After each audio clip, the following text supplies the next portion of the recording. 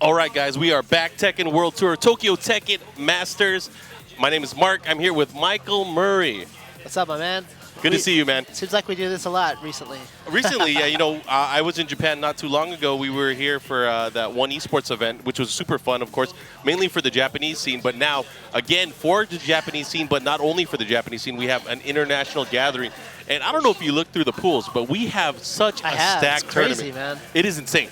Not just the players, but the countries. There's like 80-some countries represented. I was looking through. There was like Bangladesh, 18 Sudan, countries, you said? 80, I think. 80? Right? No way. Yeah. 80 countries? I think that's what was on the tweet, right? That's crazy. But that is obviously great representation. Even That's people crazy. from like Mongolia. There was like 3 players from there.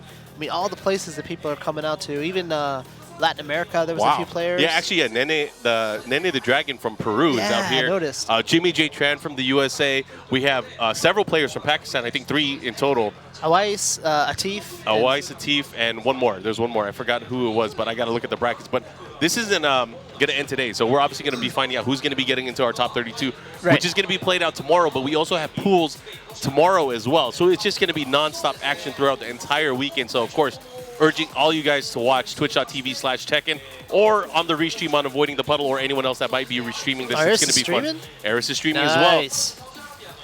What's up, my man? I don't know about that Wang, though. Yeah. Did you hear about that? He was asking me for Wang the other day. He was asking for a lot. I mean, that guy, he had a heart attack about Akuma's outfit, his scarf. I was like, man, this guy's tripping. He must have been on some good stuff. Shout-outs to the stoners in the chat.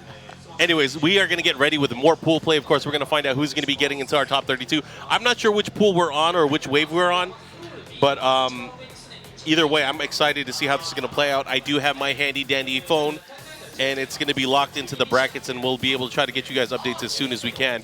But yeah, I think they're looking at the brackets on stage right now. So we are going to be watching Jimmy J. Tran's group. Oh man, we have a good pool. We got Jotaro here, I think, right? Jotaro, the Noctis player.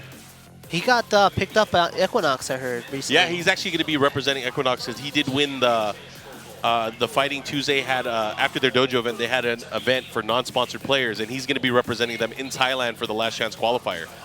You think his McLaren's parked downstairs? I think he could fund this tournament on his own. We should ask him to get us some drinks.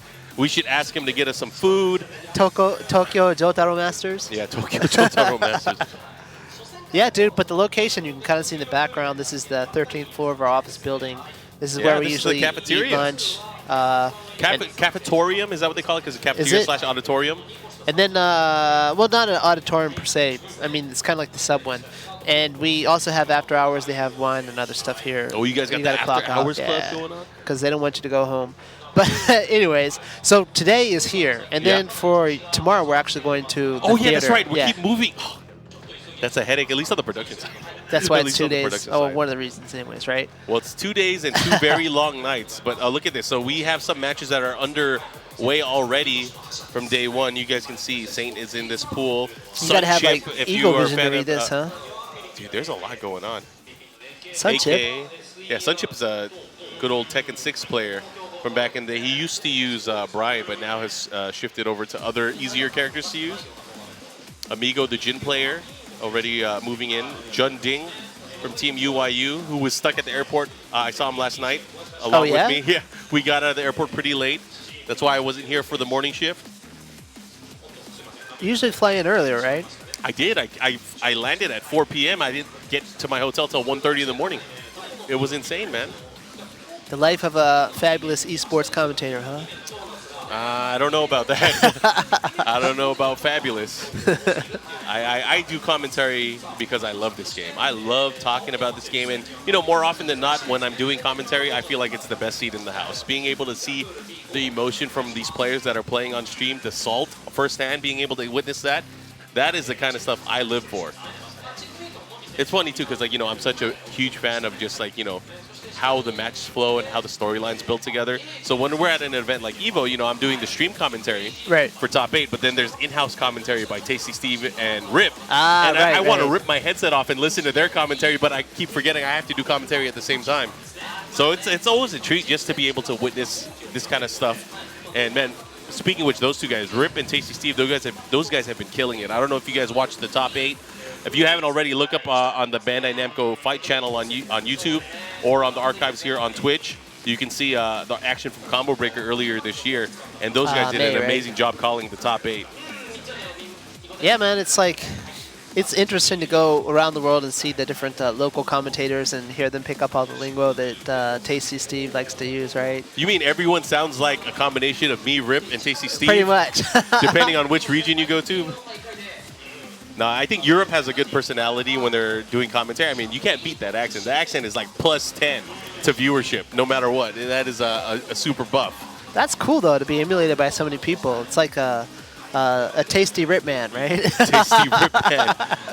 You got make some noise. You gotta. So who started the double Luigi, man? Is that That's MYK? MYK. That's a total MYK thing. Please stop. We don't bring up outside Bandai Namco stuff. That's from another company, even though you guys help make their game. Ah, okay. It's kind of connected, I guess. So how's it going, man? No time for sneaker or controller shopping this time, huh? You got stuck in the airport? Nah, I got stuck in the airport. So yesterday was my only free time. Here for meetings on Monday, then I'm out. Then I'm getting ready for, of course, another esports initiative that you guys have going on, the Soul Calibur World Invitational. That's happening November 2nd. Yeah, Okubo-san should be there. And that's going to be, of course, if you want more information on that, soulcaliburworldinvitational.com. Aside from that, there is the Tekken World Finals that is going to be happening in Bangkok, Thailand. And that's going to be on December 7th and 8th. Tickets still available, TekkenWorldTour.com. Make sure you guys look it up. So when you say tickets, though, I mean, there's two, from my understanding, right? There's just like the general admission, and then there's the LCQ. Correct. And the LCQ is going to go really quick, right? Yeah, and you know that this is the second time we're reopening it because we did cap out earlier on. So we have more availability if you want to qualify or try to qualify and make your mark on the Tekken World Tour. Again, this is the finals. If you're able to battle that out against, some of the thirsty and hungry Tekken players that are out there, you might have a chance to be in our top 20. Only one player will get out of the LCQ and compete against 9 of the other ranked players from around the world. Oh, looks like we're getting ready for the matchup. And it's Thailand, man. Even if you lose, there's a shit ton of stuff to do there, right? Yeah, I would hope so. I've been there before. I went there for an event in the past. Southeast Asia Majors was hosted in Thailand a few years back, and that was really fun. So I hope we get to see more of that. Anyways, we are getting to our matchup. Looks like it's going to be Yoshimitsu versus Heihachi. Oh, wow. Neither of them are Japanese either. That's pretty cool. Oh, what? Oh, he's got the pimp coat. I love this outfit. Yeah, and that's cool because, obviously Season 3, it's only been out, for a month and a half now, and we're already seeing a huge difference in not only just the UI, the life bars, and those changes, but we have preset costumes now, which most of them are allowed. It seems like everyone's gotten used to the health gauge as well, right? I mean, at first it was like, you either like it or you really don't. Yeah. A lot of people said it looked like fruit roll-ups, but hey, that might just be them. I always thought about, the stark differences in color, at least, from being in the raid zone and the base color, was to kind of help colorblind players. I feel like that's what you guys probably at least modeled it, because, I mean, before it used to look like all one life bar color. Sure, I'll take that. All right, good. Accessibility, I'm all about it. Kuroten, who's a regular, I believe, at Fighting Tuesdays, going up against Rainier. Is this from... Kuroten, what, does he live in Japan? I believe so. Rainier. Originally from France. Is Rainier, where's that? Saudi Arabia, I think? The flag? I can't tell. I don't want to butcher. I don't want to upset anybody because people get upset really easily in the chat. See? I know my your stuff. flags. There you go. I've been there a few times, actually. Okay, nice. Able to use the raid driver there. Kuroten still having the lead. Gonna have to be very careful. We've seen quite the increase, I believe, in Yoshimitsu players. I'm a musician, right? That's probably... Dude. Whenever you have a really strong player like that, it tends to influence a lot of people's decisions. Yeah, I'm a musician, but also Kane and Trench, who really went on his hair recently at Berlin Tekken Clash. Doing really well. It's crazy because, we're looking at the systems for the Tekken World Tour. Shout out to Twitch and the Hado for creating, and really pitching ideas like the dojo event system. We're still having 96+ dojo events. Hundreds of people gathering to help their local players, really rise to the occasion and try to qualify for this big TWT finals. Okay. Oh, he didn't get the float. He had the flash, but no combo.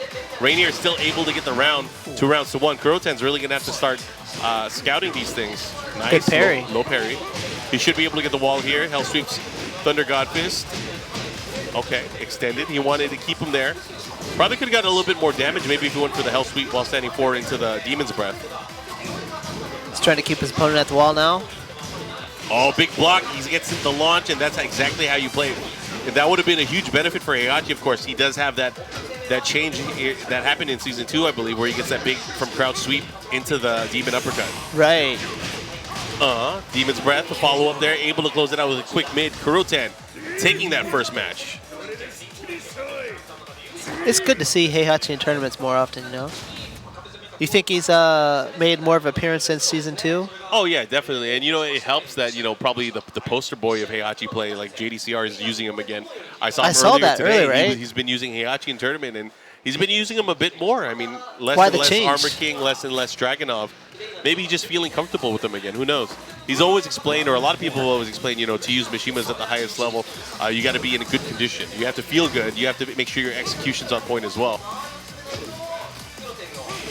I mean, it's very rare. I mean, we used to see, like, in the Tag 1 days and the Tekken 5 days, we used to see much more Mishima players. Less and less nowadays. I wonder how they feel, though. I mean, for me personally, I played Mishimas probably the most out of the series, and I was trying to pick up Law earlier on my own stream, and it's frustrating. I'm just so used to, like, backdash and then punish with electric or sidestep electric.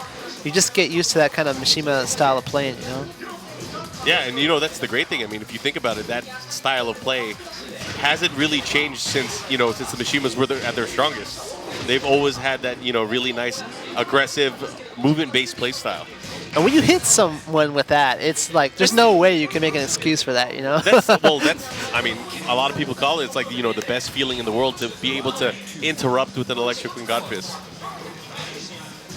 But sometimes you forget, because there is risk, movement to the one side or ducking, but sometimes that's the easiest way to get out of a jam, like he just did, right? Yeah. Nice, he gets the wall here, keeps him there. Went for the power crush, unable to get it. Ooh, caught him. Nice duck, and he's able to close that. Kurotan, nice. 2 rounds to 1. One round away from moving on. Let's see if he's able to close it out. Oh, Omen Thunder Godfist to start off the round. Oh, he's just showing off now.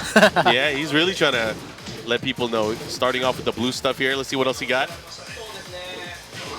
50% off of Yoshimitsu's life bar there. Rainier goes for the rainbow drop, unable to get it. Again? Damn. This dude's execution is pretty good.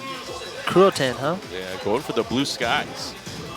What's he going to do here? Goes for the sweep. Sidestep attack. Still trying to find his opening here. I feel like he's going to have to take some liberties here. He's going to have to go low. He's going to have to start doing some throws. Really trying to build the pressure. Yoshi? Yeah, I mean, now, they're about even on life, but still, time is a wasting. He does have the light lead. Oh, and look at that. This could be it. Into the mix-up, just out of range. He did a whiff punish. Oh, my God. That's got to feel bad. I don't even know if that was all countered, but it doesn't matter. He was able to hit it all. And Kurotan moving on. Very sportsmanlike here. No salt or anything. At least you don't see it. They're waiting until they get out of the camera's view. Well, he lives in Japan. He's been raised properly. Raised properly. Is that what they call it now? Anyways, you guys saw our first matchup here in this new wave of pools. You guys are watching the TWT Master event here in Tokyo, live from Bandai Namco Entertainment's headquarters. That's right. 13th floor, the cafeteria where we all eat. Should be fun. And pretty open area. You can see. We have the blinds down, so you can't tell, but it's a pretty nice view of Tokyo. Yeah, you windows guys all have around. Probably one of the tallest buildings here in this area. This is actually a new building we moved to, was it 3 years ago, I think? It used to be a different location. The old building was like the old Panasonic inverted pyramid building. That building was crazy. That building had a lot of history with it. The earthquakes, that building used to shake like crazy. It was insane. I keep forgetting you guys have that over here. I'm from San Diego. We very rarely feel earthquakes. There was one this morning. Did you notice? No. I was on stream. I was like, what? I slept right through it. Oh, here we go. We got the matchup. We have Jotaro.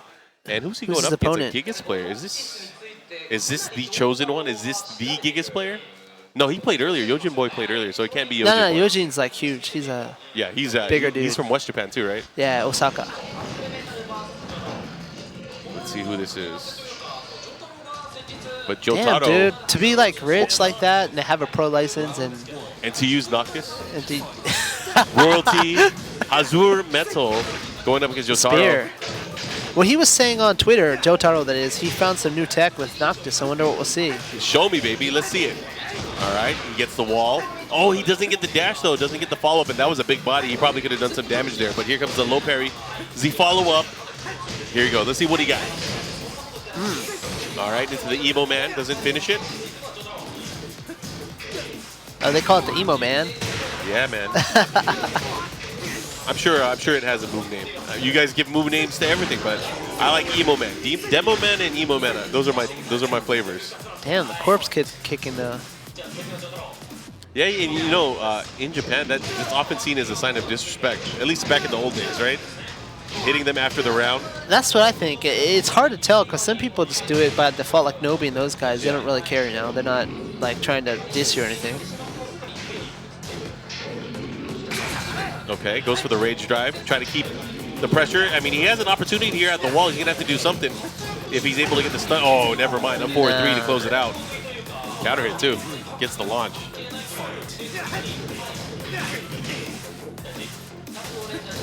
Looking for this opening here. Not a whole lot from this Gigas player at the moment, though. I mean, he's not doing too bad. He does have the life lead here. Good duck. Jotaro trying to edge oh my gosh. Towards the wall here.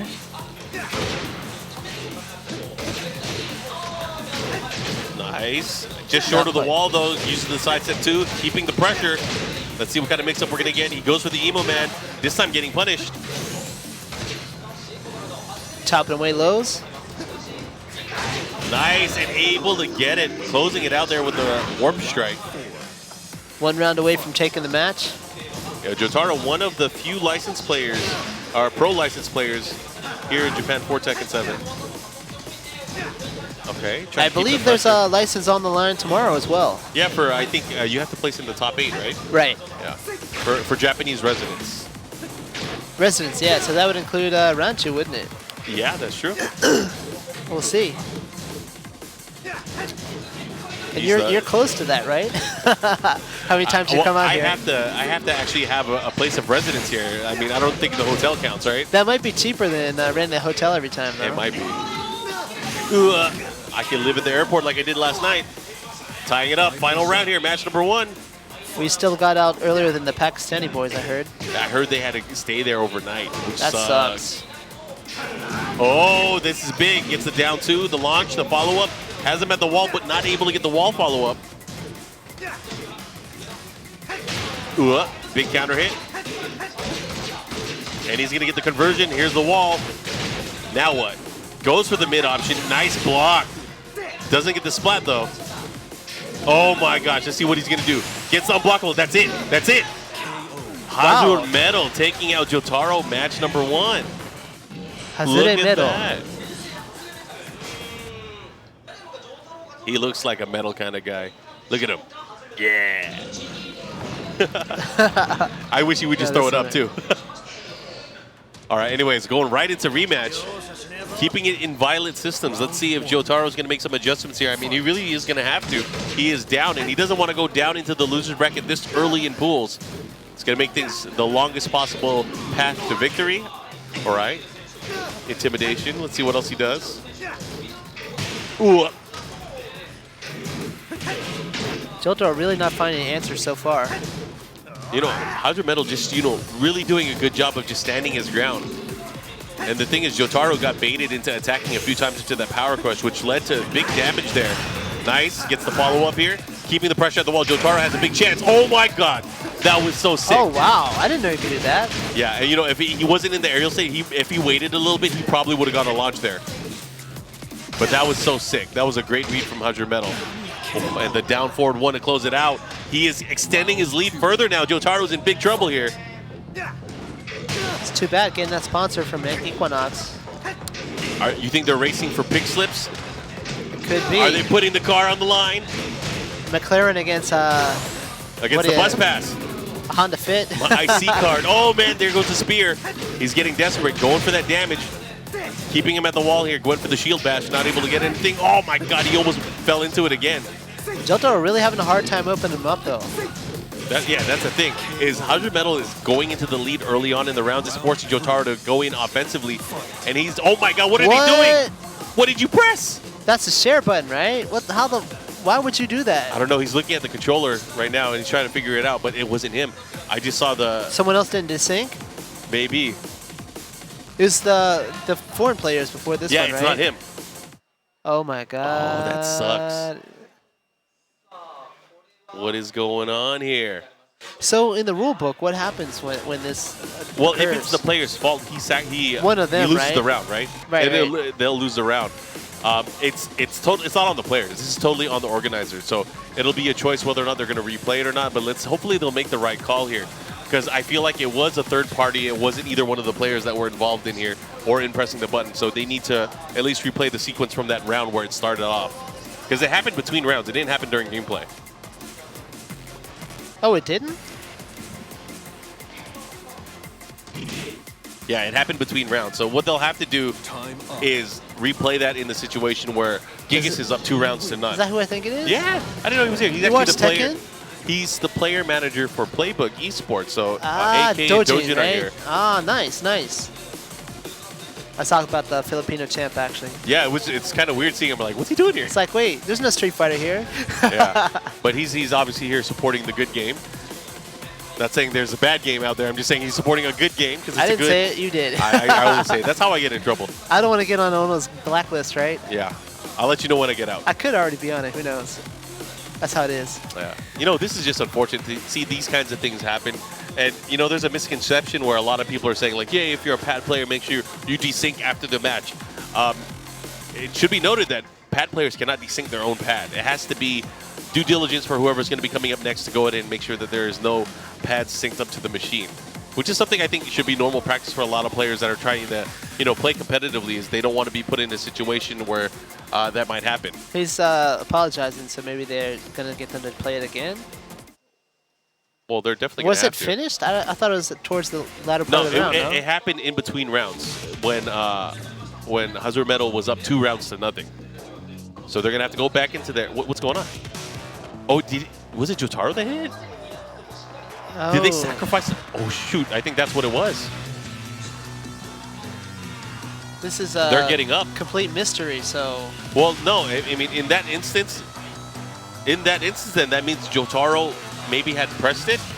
The thing is, it's hard to tell because he was trying to hit his PS button to try to sync up with the match, but he wasn't able to because he wasn't the one that brought up the menu. Right. So if on the other turn, Jotaro was able to control it, that means it was him that pressed it. So he might have pressed it then. It could be then. It's hard to tell. I mean, I wasn't there. I wish I was, but never mind. Okay, well, we'll find out later, I suppose. Next matchup, we have John Amigo, very strong Jin player. Is he still using Jin? I don't know. Very strong Ding. Jin player from Japan going up against John Ding. Yeah, he's going to still be using Jin. And, you know, in the past, a lot of people would say this is one of the harder matchups for Eddie. But with the changes now with Jin and a lot of his, you know, his better pokes getting adjusted, I think it might be a little bit better for Eddie. You think? Yeah, I mean, for Eddie, nothing really changed. Nothing really changed. He did get some interesting new knockdowns on counter hit for certain things. But his he does have a new 4 punish. isn't really used against Eddie that much, right? I think you would do the... I think, you know, the forward 4 is not really an issue back in this 2-1 is matchup what you would use because it. Eddie's not going to be able to sidestep it anyways, right? But the down back 4, that's the huge thing. He no longer gets a combo anymore from down back 4 counter hit. So I think for the most part, this matchup is, you know, going to play out mostly the same. Interesting choice by John Ding, though. He was playing a lot more Lucky Chloe after Season 3, I believe, right? Yeah, I feel like when he wants to play really solid and in control of the matchup, he often goes with Eddie. That's who we see most of the time. Sometimes he'll try out the Lucky Chloe. It's interesting, though, because you ask a lot of the players, a lot of the top players, like Nee, Chanel, they mentioned that they think that Lucky Chloe is actually really, really good in Season 3.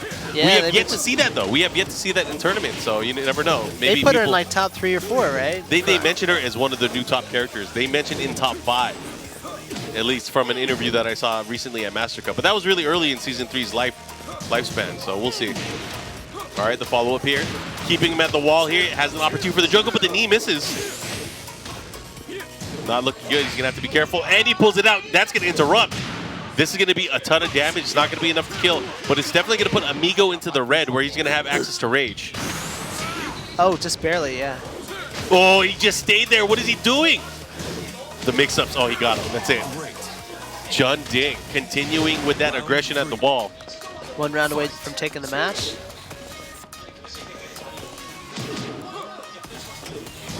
And that sucks because, Amigo was close on those 2 rounds. He could have been up those 2 rounds, but unfortunately not able to close it out each time. Well, Jun Ding's just been traveling the whole year, this year and last, so must be the difference in experience, I would think. Yeah, and he's been getting a lot of points recently. He hasn't really won the tournament yet, but he's been doing very, very well for himself where he's able to get a lot of points. Looking to close it out here with the rub, and he missed the rage art! Doesn't matter. Still finishes his plate, but wow, that was kind of weird that he just went for the quick poke into the rage art, and it missed. I don't think that was worth an email, though. It just may be lapse of judgment there. Yeah, everyone wants to write an email nowadays, right? Yeah, it's easy, man. It's so easy. There was it was funny, too, because someone tweeted, you tweeted to me earlier asking about how my trip from the airport went. Right. And then some guy replied with something to do with the game. I didn't even about read it making yet. a change. And someone replied, thankfully someone replied, and it was like, dude, this is not the right time or place for this kind of stuff. And it's like totally unrelated. Like you tweet something about, like let's say on your personal Twitter, you tweet about something totally random. It has nothing to do with Tekken, Well, and like someone me, will reply. I forgot what the exact tweet was, but I was congratulating someone, and someone else says, "Oh, except Namco, who buff strong characters and whatever." And then this other guy's like, "Really?" I'm like, "Cool, I don't even have to reply because these fans will reply for me." Yeah, I mean, hopefully, hopefully people will see these kinds of things and they'll learn a bit more about etiquette online. Social skills, right? Yeah. Anyways, starting it off, here we go. Jun Ding is up 1-0 right now. He was up with a very convincing, 3 rounds straight, but he could have lost those rounds. Amigo ended up not able to close out those rounds. Let's see if he's able to make an adjustment here. Right now, he's actually getting rushed down. If you look at the positioning in the stage, Jun Ding is really putting the push here on Amigo's defense. Oh, low parry. Looking to close it out. It might be enough. Down 2-3, and the follow-up guaranteed. Amigo just getting steamrolled here. Yeah. Not a good look, Amigo. Poof. You think he's a Aris subscriber? No, definitely not. He's definitely not. He should be, though. If he was a true Aris sub, he would have at least a shirt on. Okay. And again, Jun Ding having his opponent by the wall. Amigo really has to make some use of this rage right now. Be a good opportunity to do some damage at least. He really hasn't gone for that many pressure tools. He really hasn't even gone for the hell sweep at all. And I don't even know if that was countered, but look at Jun Ding able to close it out there. Caught him asleep at the wheel. And look at that. He's in cruise control right now, looking to close it out in the aerial state. Not going to do too much damage, but a nice adjustment there from Jun Ding to get the wall positioning. At the wall, right? Oh, that's stun. Oh, and the readjust. Look at this damage. Ooh. Mix up. Nice. He's going to push him towards the wall. Finally seeing some signs of life here from Amigo. Side step 2. A sliver of health, man. Wow. Man, if he gets a hit, though, he can do some damage. But will he have enough, though? That's a question. Nice. You might want to just go ahead and use the rage strategy. Rage art. Yeah. Not enough. He was intimidated by the buffness of Jun Ding, probably. And Jun Ding going to be moving on. Amigo, I haven't seen him play in a while. Remember he got second place at a pretty big Japanese tournament a few years back. But unfortunately, unable. He just came up short here. Now in the losers bracket. Next up, looks like we got Tancana and Massa. Yeah, Cyclops Osaka Gaming, Red Bull Tancana going up against Massa. Massa was playing a few challenge matches. He goes to the Red Bull event every Tuesday, Every right? Tuesday, yeah. He was playing some matches yesterday where he did actually pretty well. So we'll see how he's going to do here in this tournament so far.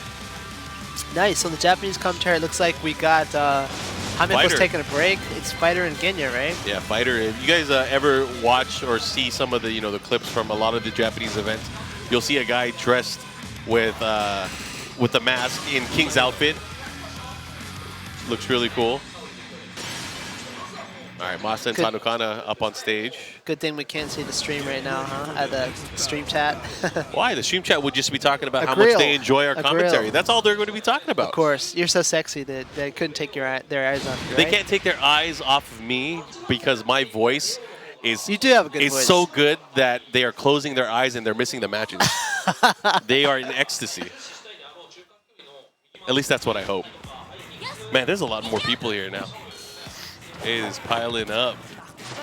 It's what, 3 p.m. in Japan, so everyone's finally Showing up for the later pools. Here we go. Oh, here we go. Massa with Leo. Tancana with Xiao Yu. Big counter hit side step 4.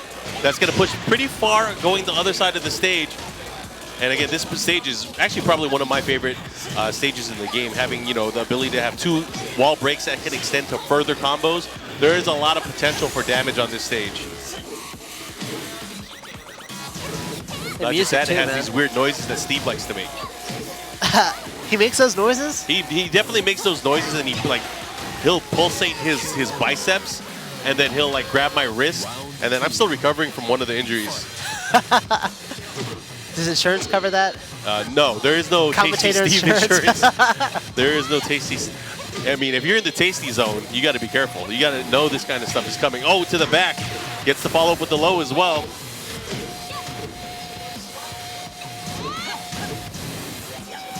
And Massa doing a great job with his spacing here so far. Oh, thought he was going to go for a whip punish, unable to get anything out of it. A minute sidestep there was pretty good from Tancana, though. Nice, gets the shoulder.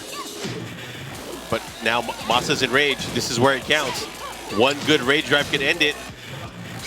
Oh, went for the big sweep, did not commit, and looking to close it out. One more hit. While standing, 2 counter hit. Tancana just throwing it out there, able to get it. See what kind of pressure Massa's going to have here going into it.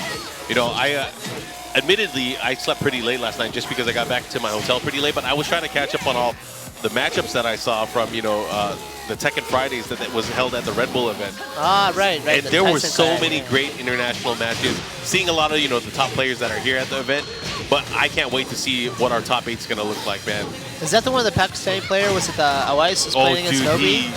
He played so well against a lot of the players. He stomped him, right? There was a lot of good sets between Nobi and Jimmy J. Tran as well. I can't wait to see how this is going to turn out. Looking to close it out. One more hit can do it. There it is, a down forward 1. And Massa game point here on match number 1. Game point on game 1. I don't want to piss people off. I know a lot of people get pissed if you use game set or matched in the wrong way. That anal, huh? Yeah. It's an epidemic. Oh, look at that. Oh, just out of range. Not able to get anything out of it, but still. Tancana trying to get back into the life lead. Nice. While standing 4. Keeping that pressure on. Massa close to closing out this this first match, though. Trying to step away. Oh, he gets it there. See, I predicted that one.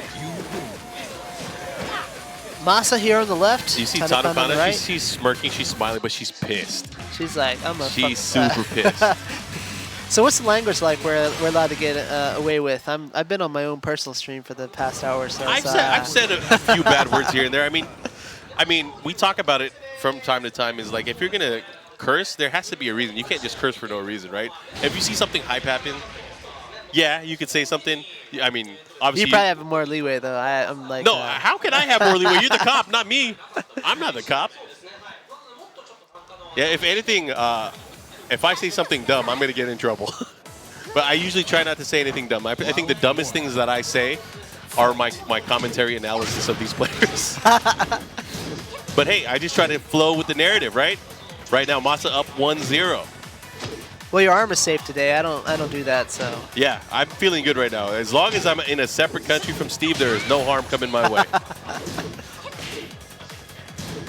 It's a little bit more chill stream than usually, but you know, that's what happens when Steve leaves. Oh yeah, but we got Obama and Juyuna, man. If those guys get a little strong, if you know what I mean, they get a little strong later on, it's gonna be a party. I can't wait. I hope that happens. I hope we get 6 p.m. Juyuna, 6 p.m. Obama. There's a bar over there, and if not, there's a 7-Eleven right next to the building, so we'll see. We will see. We need a Suntory sponsor, right? I mean, they Strong Zero. They supported the TGS event that you guys did, right? What's that? They supported the TGS event that you guys did. They did. We need to have that Strong Zero talk, right? But of course, I'm drinking Suntory water. I don't know what you're talking about. I'm Yours is drinking too. Nondescript Suntory water. Tancana looking to close out this match, even up the scoreboard. Yeah, she's actually doing pretty good here, making some good adjustments, making sure that she's not whiffing. Kind of like what she was doing in the earlier match, making sure that her mix-ups are counting, but this time getting blocked there on the side step 4. And that's really what got her a lot of the mileage going into this rematch, is she's been hitting a lot of these hits. For example, AOP, hop kick, the follow-up, and look at that, 3 straight rounds now. Nice. Very dominant here in the run back. Must be that Red Bull kicking in. Oh, that was good. I like what you did there. That was good.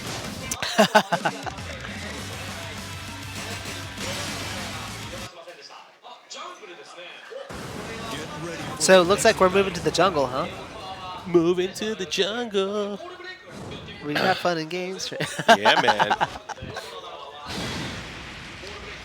We don't have Steve doesn't necessarily like break out and singing though, does he? It's just Sometimes it depends on what. It depends. If it's like an anime song that he really likes, he might go nuts. He might go nuts.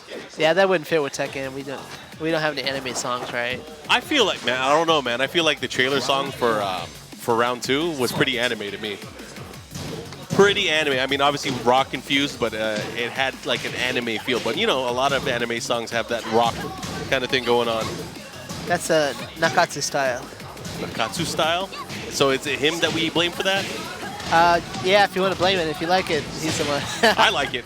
Oh, if you like it, tell me. If you want to blame it, it's Nakatsu. Let's do that Gotcha. one. See, you are running. They call it an option select. You are running it the right way. Now, right now, Massa looking to take back the offensive, close it out there with nice quick mids at the end of the round. Nakatsu's actually going to be here tomorrow. Be on the stream with Harada myself. Oh, cool. So you guys have something to talk about? Maybe. Cool. I just, you know, I'm scared to say something because then people are going to be like, oh, no, a new character. lie to them? Let me lie to them right now. Make sure you guys tune in tomorrow. They're going to be talking about Tekken. Right? I don't know. Yeah. We could be talking about Soul Calibur. Or you might be talking about this awesome King of Fighters All-Stars collaboration with Tekken. That is pretty tight. It is, actually. You know, the game just came out in the U.S. I saw. Finally. Justin Wong's like pushing that at the moment, right? Is that what you call it, pushing it? Yeah. No, he's obviously one of the one of the influencers helping promote the title. Maximilian too, right? Yep. Maximilian, Vampy Bit Me, Nairo from the Smash scene, and Justin Wong. Oh my God, we've been talking, and now Massa's 1 round away from taking the whole thing. Huh? You know, not surprised. You know, Massa, very, very solid player. It looks like he kind of figured out what he was doing, where he was making mistakes here. Oh, and a low parry at the wall. Kind of having a good read on what Tancana is doing. You gotta watch out for that Baji Kwan. She's enraged now. This is where she can start putting the hurt. She's gonna have to be careful though. Nice down forward 1 here. Making good use. Gets the side step 4, but now in the danger zone. This could close out with one that's big. Oh my God. Not a good position. The wall messed everything up. He read it too. And he went for a nice option there because, you know, a lot of people would have expected to go for something else there, but able to close it out. Yeah, but going back to the King of Fighters, I've been playing it for a few months now just because when we started talking It's been out here for a while, yeah. I wanted to check it out, see what kind of game it was. And I love the KOF fighters. Yeah. I mean, not just the game, but the IP itself. And man, that game was fire. And then right after I started, like a month after that, they did the Samurai Spirits, or what do you guys call it, Samurai Showdown, right? The collab. Got my hands on Ukyo and a few others. You gravitate towards like the pretty boy characters. You're a Lee fan. You like Ukyo. Pretty true, but how do you explain the Mishimas? Well, the Mishimas are different. Jin, well, Devil. Yeah, version of them, I guess. I don't know. Yeah, I don't like right. ugly dudes. The good-looking ones only, right? And I always try Speaking of good-looking dudes, we have Yamasa Yu on stage. The Kikoshi, the prince, is what they call him, right? Going up against Aoyama. What's the 333 mean? I don't know. I don't want to get into it. It could be something bad. You're right. It might be his favorite, like, AV movie or something. There's always that risk there. Yeah, so you got to be careful. Don't Google it, guys. Oh, speaking of like wild and crazy, are you going to that G-Night party? There's a Halloween party, right? No, is that this weekend? Yeah, I believe it's keep like forgetting. tomorrow night. Dude, I'm not going to Shibuya. I'm not going anywhere near. I was here a few years ago. It was for Master Cup a long time ago, before when it was still in Odaiba at the Pallet Town, and I stayed in Shibuya. I went to Shibuya during Halloween. I did not get home until like 8 a.m. It was crazy. It was crazy. It's a big problem now. You know, they stopped selling alcohol nearby in Shibuya. That's what I heard, this which year. is like, how can you do that, right? I blame the foreigners. Well, yeah, because they were flipping over cars and doing other crazy shit. I heard it was more than just flipping over cars. I heard there was just They groping on girls. Yeah, the just, amount you of know. harassment was insane. But I mean, yeah, it's just the whole thing. It's like an excuse to do, you know, stupid shit the whole night. But that's not what Halloween is, right? Halloween's different here. It's a party for sure. I mean, it's a party, I guess, in a lot of places. I mean, when I was a kid, we used to smash pumpkins and do stupid shit like that. But that's after you let the little kids have their normal fun Halloween, you know? And maybe because I'm a dad, and I'm sure you probably feel this too, our goal is to get our kids out there, dress up, and get some candy. Yep. Get that Get candy. some candy. Oh, man. Not able to get the whip punish. See if you can make something happen here. I'm sure you can. You know, you as a veteran, you know, we've been seeing this guy play Tekken for like maybe about 15 years now. But he's been doing, you know, obviously a great job really building upon his Tekken career. He's still at the upper echelon of competitive play, at least in Japan. I think he's one of the most suited that when he finishes as a pro player to be like a manager or some kind of eSports organization, something like that.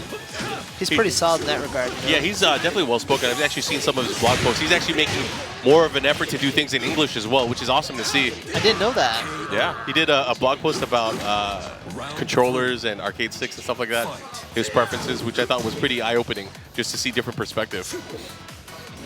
You know, I've been seeing a lot more Lars players, even online. That buff Lars everyone's been talking about Yeah. has finally become a reality, huh? Yeah, I mean, the inclusion of one of his old moves, his old down forward two, which now, of course, from crouch down forward two, that little gut punch. Yeah. A lot of people, makes a lot of people happy. I used to use this character in Tag too, actually. I remember. I feel like everyone used to. People used to say I dress like him, right? He was like the timeless, might as well learn Lars with your team character. Well, Him and Leo were probably like the best filler team members. Well, I played him during BR, which is why I picked them up for Tag 2 and Devil Jin, and it just happened that was like the most powerful combination in the game for Tag 2, right? Yeah, I mean, well, there were a lot of characters like that. Like, I mean, Lars was one of them.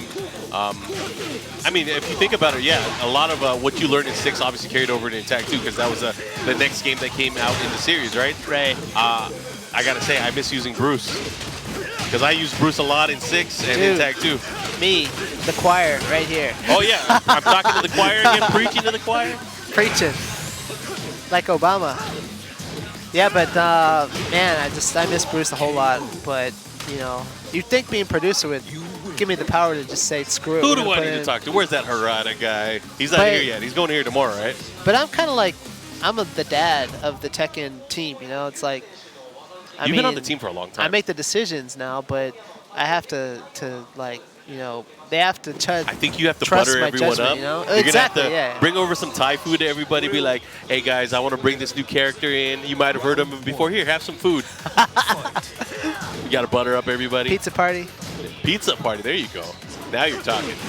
Dude, when you're late at night on development, pizza is a godsend. It's clutch. Ooh, here we go. All right, so use up one match already, huh?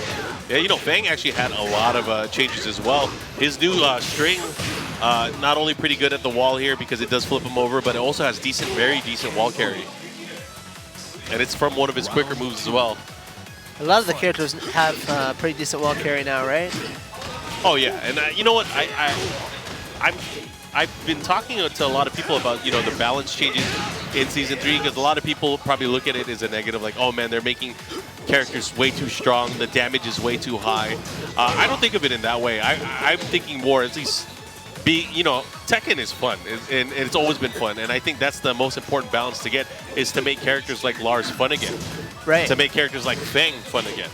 And I think you guys did a great job of making these characters not only more aesthetically pleasing, but also gameplay-wise, a lot more fun to be able to use again.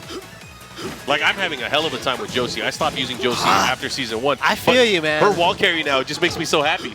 You know, I also played her for quite a bit, too, Yeah. and I just got back in when I was doing my stream. I was playing her. She's so much fun now. Yeah. The ducking into that knee you're talking about, right? Oh, not just the knee. The new 3-hit string that helps with the ball carry. Her 2-4 going into Muay Thai stance. She has so many cool like different things now that I really like. Oh, and the down two, right? Yeah. Oh, the down 2 recovering crouch. Yeah. I love that too. Oh, that's right. You came out and we were talking about that on stream the other day. Yeah, I've been using her a lot. She's been fun. This is fun. I've actually saw myself playing more online now. I actually finally hit purple ranks. Oh, nice. No, in the arc blast. Nice punish. Able to get it. Not let him get away with it. You was looking to close out that match a little too early. Yeah, he tried to use the mind's eye and try to get a raw rage art.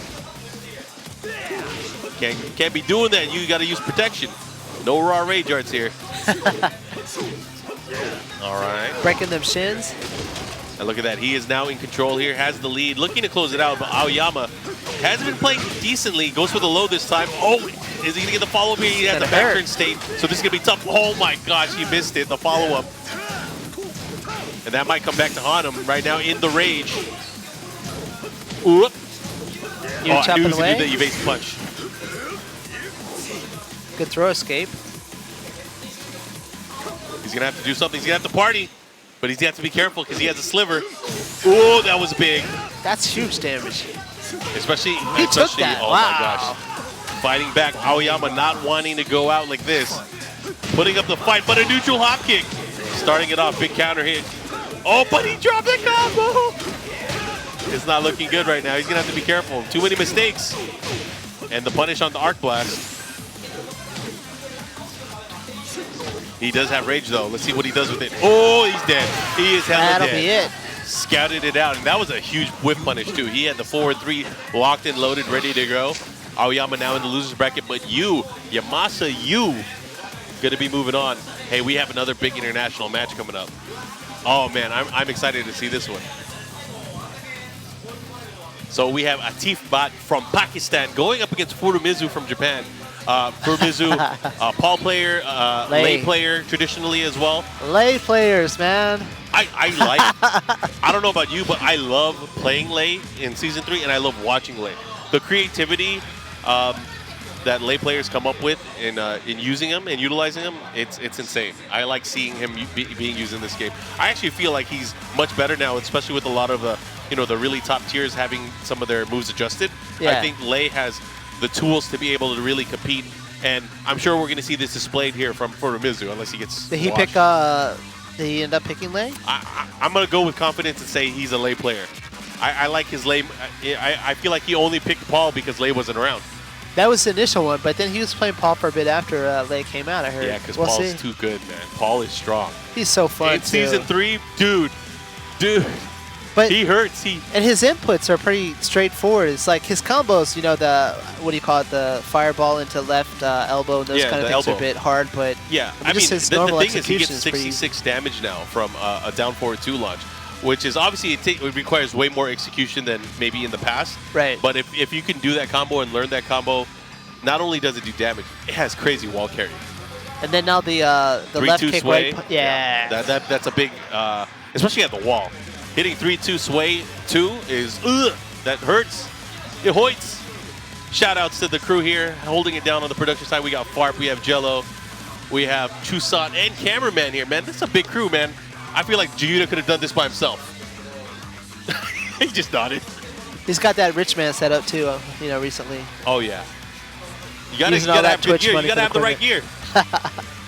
Oh, man. Heyo, again, coming up after this. Nice. Yeah, we are waiting, Atif. of course, for the matchup. matchup. Who's Atif's normal main character? Who's his go-to? I don't know if he's changed in Season 3. See, the thing is with Atif, he used a lot of different characters. I feel like everyone in Pakistan used geese, right? I feel like everyone used geese. So I wonder who he's going to be using in Season 3. Dude, where's Esteban? We need Akuma. Esteban to go to Pakistan and make us a documentary about how the hell they get so I'm strong. sure if we funded it, he would. I'm sure, he did such a great job with the King of Iron Fist documentary. And can you imagine, I watched that recently because that was still early on, before Tekken 7 came out on console. Right. things have changed so much since then, and there are so many cool stories within the community now. We have the rise of Arsene Ash. He already won EVO and EVO Japan. If he wins the World Finals this year, he'll be the first Triple Crown winner for Tekken, and that I think would be monumental, not only for just Pakistan, but for the Tekken world. But Here we go, Paul. No, Atif is using Akuma. No, I mean Furumizu. Oh yeah, he probably saw Akuma or sensed Akuma, and he was like, "Yeah, I'm not using Lei." Not using Lei. Akuma's so fun. I'm shit with him though. I can't get that double demon flip. Ah, you gotta practice it, man. Well, you were telling me you do it quick, and then Mishimaster told me you delay it as much as you can for that first. For the second one. For the second one, you have to do the first one quick. For when you do, yeah. After the back one, you do it right away. Oh my God! Wake up, DP. That's pretty Street Fighter, right? Well, it's definitely not Tekken. It's definitely not Tekken. I mean, if you have an 11-frame instant move that has some type of invincibility, I'll do it too. All right, follow up here into the demo man. Okay, Paul's got more than enough to make up for it. Oh, what a whiff punish, but doesn't convert with the combo. Gets him with the mid poke afterwards. So we have twin Akuma players from Pakistan here in Awais Honey and Atif. Okay, Shakunetsu lights him up. Good sidestep. You said adjustment from Atif. Yeah, point blank too. KO. Round 3. You know, I was talking about this. You know, Akuma used to be a lot stronger than he was now. He has had some adjustments throughout the course of Tekken 7's history. Right. Since he came out in Faded Retribution. Oh, geez, that's guaranteed. The follow-up here. But I feel like a lot of regions, and especially top players in Japan and Korea, they didn't really give him a chance or try to use him in tournament play to really dominate with that character. So I know a lot of people that are watching at home, they probably complain about, you know, Akuma or how scrubby Akuma is. It could have been worse. It was a lot worse, I think, actually, back then. Yeah, you had a more difficult time jabbing him out of that demon flip as well before. Oh yeah, because it used to make it forced you to recover crouch too. The hitbox of the Tatsu was insane, where you couldn't interrupt it either. It was pretty cheap.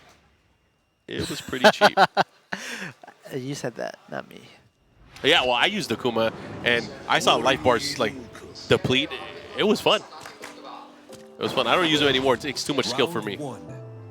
That's why Punko stopped playing our game, right? It's because we nerfed Akuma? Yeah, maybe. But, I mean, he still plays from time to time. I mean, he'll still play at big events like EVO. All right. Furumizu's making the smart choice here. Picking a stage with no walls. I think that's probably one of the better ways to deal with Akuma, because Akuma, obviously, you know, has a ton of tech traps, has a ton of wall carry, and, of course, wall damage, especially when he has range. But he can always pull out the damage when he has meter. And the whiff punish, just wow. 40% health off of one whiff punish, right? Yeah, that's the thing. It's not easy. You know, his standing 2. Exactly. His standing 2 the is fireball 15 cancel. frames, right? He's able to get decent damage off of it, but it's not like it's a mid. It's a special mid move. So if you're using it as a whiff punish, you got to be aware. But his range, that's the thing, is his range is where it really excels, and is able to convert off of that combo. Not just his standing 2, but his down 2 as well, which is, of course, one of the moves that can like really punish a lot of things that you're not normally able to punish, like traditionally Tekken-wise. Lighting him up. The pressure. Look at that, his movement, he's just on point, really controlling the space. Furumizu's gonna have to go in, and that's the problem right now, is he has a sliver of life left. He's gonna have to be careful at how he's making this approach. Using the rage. Oh, what a duck. And goes for the low option there with the crouching roundhouse kick. And look at that, Atif bot up 2 rounds. Think should have picked Lei? It's too late now. It is too late now. And the beat's about to drop, just like the new Kanye West album. Nice, okay, able to thread into Death Fist here. Might have another opportunity, but the recovery there. The greatest artist of all time, according to himself. In his own mind, yeah. Oh, and the nice whip punish there. Look at oh, he messed up the combo. That's not what he wanted. He was trying to do the jump kick thing, right? Yeah, he ended up hitting 4 late there. He just let it go. Maybe he missed the 3 button. Doesn't matter. That's it. Lights him up there. And Atif bot moving on. We'll see him later on today on the winner's side. Furumizu going to loser so early. And next up, though, we got Team Liquid again up against Heyo. And this is a top 32 qualifier match. This is the winners finals for Pool B7. We're actually blazing through the tournament so far, at least in the second wave of matches right now. Going through pretty quickly, right? Yeah. So it would be a matchup, I would assume at least it's going to be Shaheen versus King.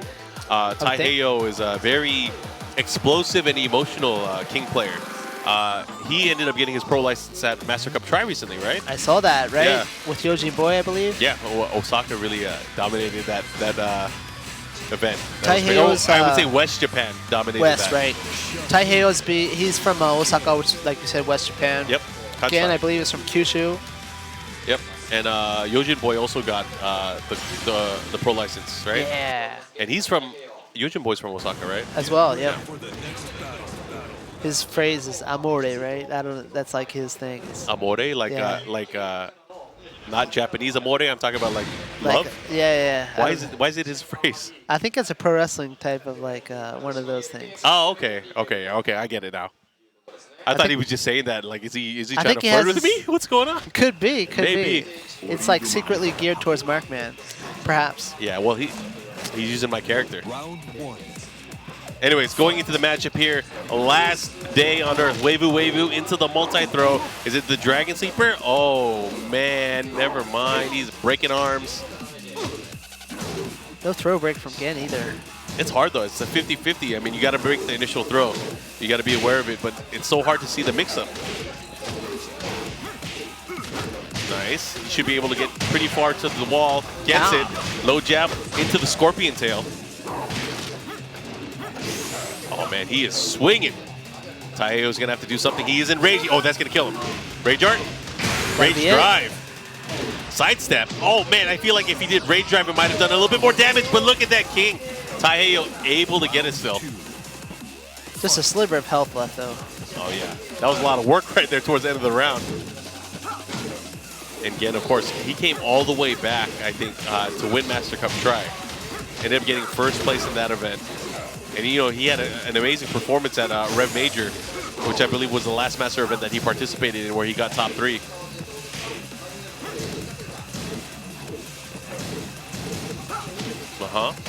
Look at that. Perfect. Wow. That was not an easy perfect either. He took some time there, took some liberties, but he was able to outpoke and outspace Heyo, beat him to the cut every single time. All right. Both players pretty much even up here. I like the confidence in the way that Heyo is moving. He's not afraid to kind of crouch dash cancel in his face, looking for these opportunities. Nice duck there against the wall standing 4 and the follow-up on counter hit. He should be able to get the wall. Let's see what he does with it. Mix up, back turn into the moonsault, but he delayed it a little bit too much. He was able to tech roll out of it. Now Scorpion Tail at the wall. This is where it counts. Oh, nice low option. I like it. I like it. Round 4. Fight. Goes for the shove there. Throw break. Got him with the tracking. While standing 2 first hit. Does have homing ability. Oh, he's back there and he's got to be careful. The slide and the Jaguar step to evade it. Nice. It's like, I feel like they've done this before. It's like a dance, right? Oh, yeah.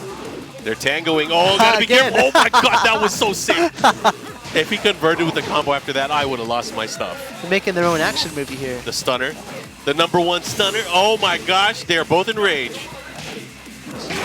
Oh, and the interrupt there, taking it to the final round. You're not going to drive on me. You don't have your license. You took the train to get here. Let's see what he does. Goes for the giant swing, able to get it. No tech roll. What are you doing, Gen? Into the shining. Back-to-back big throws here from Heyo. Uh-oh. Trying to keep him and restrict his movement there, using the down forward 2-point blank. Let's see what he does with it. All right, command side step here, the follow-up, and right now, again, whittling away at his life bar, puts him into rage. Gotta be careful how you do this. Oh, big side step too, and that's gonna be it. Heyo taking match #1. You win. Damn, he's all pretty happy with smiles. himself. He's all smiles.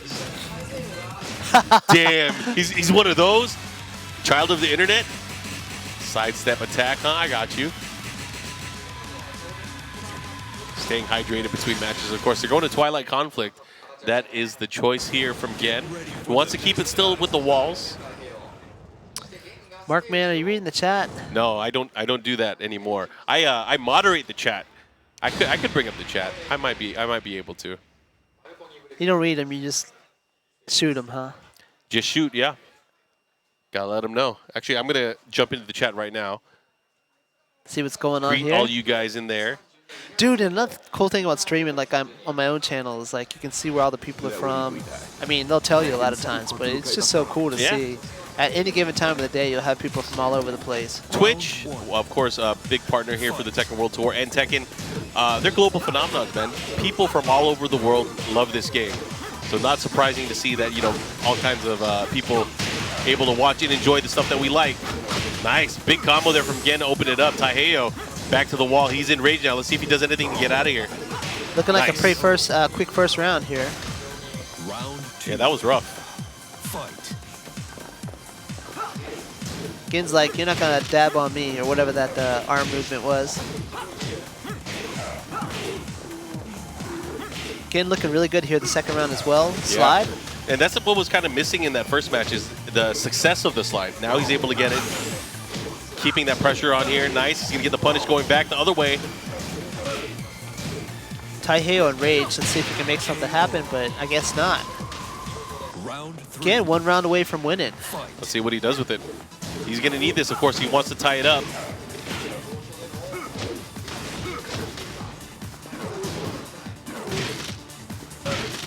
Breaking some ankles. Oh, a big down back three right by the wall here. This is the danger zone, too. He's going to have to be careful about how he's going to react. Oh, he had it there. He just had to rip it. That would have been a wall stun. Oh, big counter hit. Now going the other way. It's going to be a side wall situation. Gets the punish there with a back one into the giant swing. They're both in rage. Oh, my God. He had it there. That was counter hit. Why did he pull the trigger? There we go. 3 rounds straight. Again, it's going to take it. Pretty cool Avenger jersey here we got. Yeah, of course. Marvel, one of the partners with Team Liquid, which is cool to see, right? That's pretty tight, man. I'm glad you guys are enjoying the content from the stream so far today. Don't forget to check out the Bandai Namco eSports Twitter account. We have clips from a lot of the stuff that you might have missed earlier in the day. And, of course, bracket updates as well. If you guys want to know more about the event and how this tournament is flowing. Right now, we have our current matches, and we are still in pool play trying to figure out who will be getting into top 32. And that's going to continue on into tomorrow, where we have more pools, where we find out, of course, who's going to be making it into our top 32 and eventually our top 8. Heyo here on the left, Liquid Gen on the right. I believe Gen's up one match, right? Someone said in the chat, what is the kid from Up doing playing Tekken? That's crazy. What's up? The Disney movie, or the Pixar movie, Up. You know, there's a little kid in the Boy Scout outfit. He looks a lot like Heyo. Oh, I didn't know that. Oh, it's about the floating houses. I don't know if you've seen that movie. Well, it's Halloween. Maybe it's intentional. It could be. Or it's it could almost be. Halloween. Either that or it's blatant racism, and I'm not going to stand for that. Next time you bring that up in the chat, I'm going to shoot you. Not all of us Asians look alike. Fight. Actually, he does look like him. I just wanted to give props to that comment. Anyways. Oh, Gen's not up. Sorry, that's 1-1. Yeah, it's 1-1 right now. Oh, gets the wall splat. Misses the follow-up, though. Heyo switching into a different costume here. Yeah. See, he wanted to get dirty in the shade right now with the cape. El Capa. Oh. Nice. Gets the slide here, pushing the other way. And that's a guaranteed follow-up now, which really, really benefits the ability that Shaheen has to be able to build up on damage and also the momentum. Shaheen, another character that's said to be a bit stronger for Season 3, right? Yeah, I mean, you can see it at least how other top Shaheen players, like Lohai, for example, really enjoying his character so far. Interesting. Lohai, who said he wasn't going to play Shaheen anymore? That was Season 2, bro. That was last season. That was when Yeah, that was drama season. Alongside Taka, who said he was not playing Kazumi anymore, and Everyone a few said, other players who said they're not playing the main character anymore. Yeah, you remember when everyone said Kazumi was dead and she was like the most used tournament character Right? at the end of season 2? Like, okay, that's really credible. We have some really interesting characters in the stream chat, and of course I appreciate you guys. If you guys are tuning in Twitch, if you don't have a Twitch account yet, make sure you guys tune in and join the conversation. We are talking about Tekken the entire weekend. Just don't ask us to sit on your face. It's not going to happen.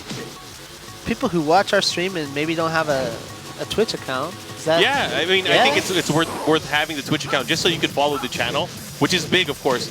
Not only do we want you to follow the channel, you also get notified or be able to see when we're live, which is very important. And you get all those cool Harada and Okubo stamps, right? Emotes, you call them? Sub to your favorite content makers, like everyone that's watching on avoiding the puddle, but you can't avoid the rage drive there. Not in that situation. You better not roll that way. Speaking of rolling that way, let's see what he does here. Point blank shining. Wanted to sniff his knee, but not able to connect. GDT. Into the Ali kick. Ali Bombaye. Oh, the big counter hit. That was huge. Back turn 3. Follow up here. Gets the wall. What does he do? Ground throw. Nice break. That's a pure guess there. 50-50, right? Yeah, 50-50. 50-50. Oh my God, scorpion tail to the butt. Yeah, that's how you get a wound. Good throw break. It's purple. Nice. Continuing the pressure, gets the big slide and the follow-up. This is where it's going to count. What are you going to do, Heyo? What are you going to do? Oh, he's dead. He had the rage drive. He had the right read. Maybe if he did the rage drive there, he probably would have beat it. But man, that's the one thing you got to remember. Rage drives, they're not invulnerable. They don't absorb any hits. And that's all. They get stuffed quite often, right?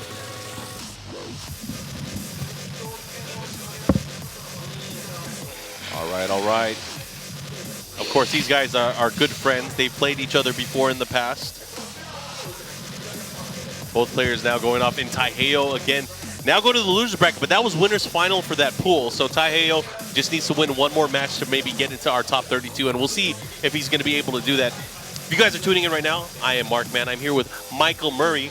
We're live from Bandai Namco Entertainment headquarters in Tokyo. And we're here to talk to you guys about Tekken 7. This is the Tekken World Tour, Tokyo Tekken Masters. It is a master event. 300 points are on the line. That's a ton of points. Huge. And we are very, very close towards the end of what I would say is probably one of the most hectic years of Tekken World Tour. We have 2 master events left. After this, we have the Rocks and Roll Dubai, and we have DreamHack Atlanta. Right? Yeah. So those are the last 2 events. So after November 15th, there's not going to be any more dojo events either. So dojo events will end that same weekend. And that'll be it for points. And we're going to have some time off. We're going to have about maybe 3 weeks for people to train and get ready for the final battle, which is going to be taking place in Thailand.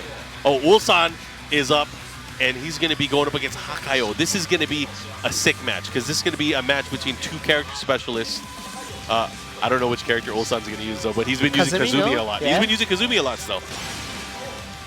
And to great success, you know, he ended up winning the One eSports team tournament for his entire team, going undefeated. He did not lose one match that entire team tournament. He's a pretty young kid, too, I heard, He's right? 19, dude. Wow. He is 19. You know, he had 5 ramen dinners in one day, right?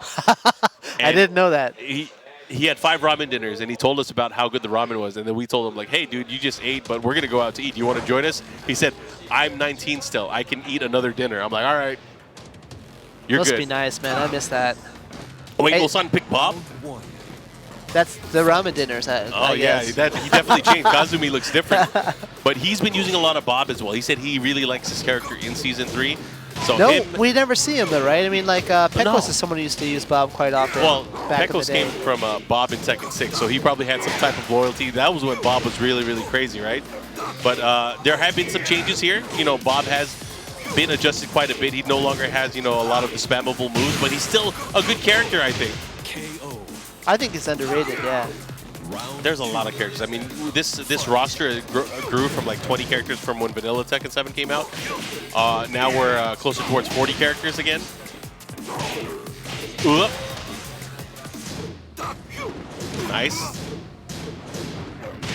And Hawkeye ready for that. Able to stop him on the ground. Gets a big counter hit. Doesn't get the wall splat, though. Destruction King. Ulsan is in rage, though. Hyde Hawkeye. Is that Hyde from Larkin Shell? I don't believe so. I didn't think so either, but I it don't would think have been he's, cool, right? ventured into esports yet. I would know, trust me.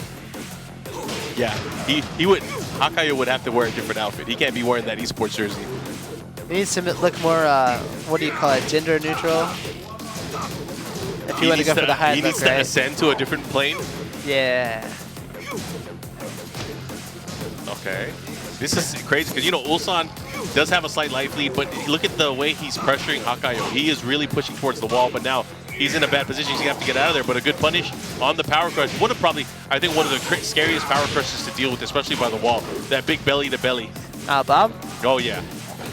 He's not launch punishable. That's the crazy thing. And if he does land the hit, it activates so quickly. That one, right? It activates so quickly, and the ability to do additional damage after the wall splat is just insane. All right, goes Which for the one's he ankle going crack. for? He gets the right break, guesses right there. It's a three-way guess, too, because it's either the King's Bridge, the STF, or the Sharpshooter. Right. Or, I'm sorry, the Scorpion Deathlock. King is such a hype character, though. That's like, if I'm going to pick up a new one, that's one of the candidates I would choose. You know, I've started to appreciate his character design more. I mean, King, a very, like, he's an old character in Tekken. You know, he's been there since the beginning. He had motion capture done by Minoru Suzuki back in the day. True, true. Right for Tekken 3. And you guys know Pancras, you know that name then, right? Oh yeah, one of the founders of Pancras. One of the few wrestlers, but also actual fighters. I mean, well, there's more than a few, but I feel like he really helped start the trend in the early 90s for that. Definitely.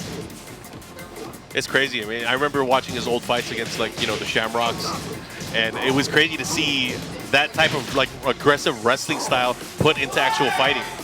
He was really a pioneer for fighting in general. But it's cool seeing what he still does with, like, New Japan Pro Wrestling now.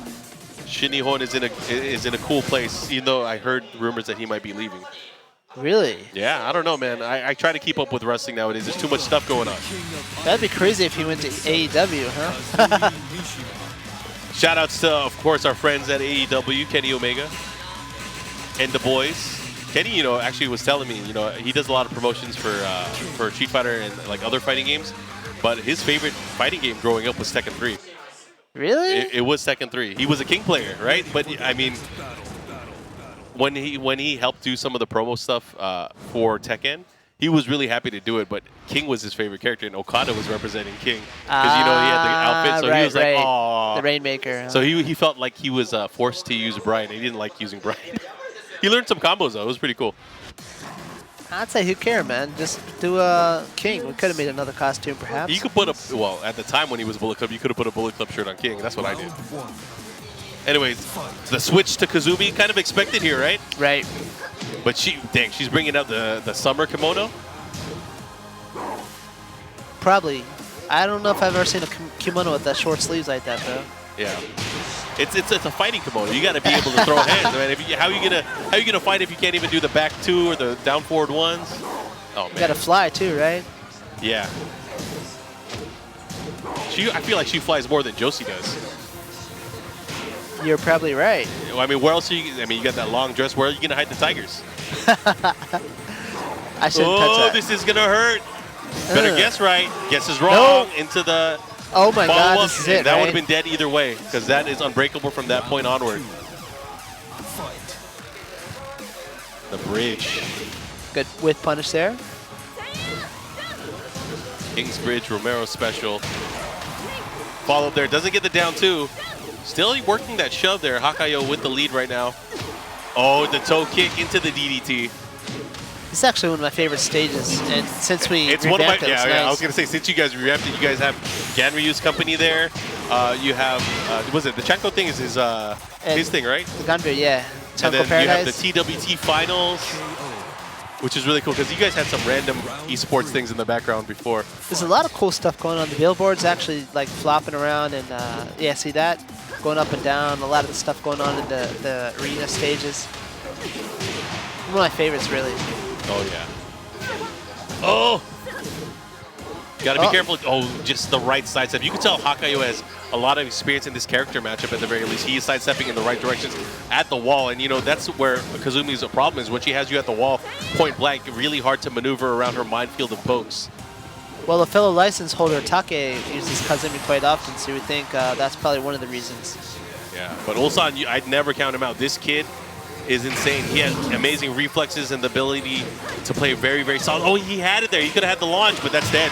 That is dead. The big counter hit on the shove and the guaranteed follow-up. Hawkeye 1 round away from sending Ulsan to losers bracket. Again, winner's final, so this would be for top 32. Hey.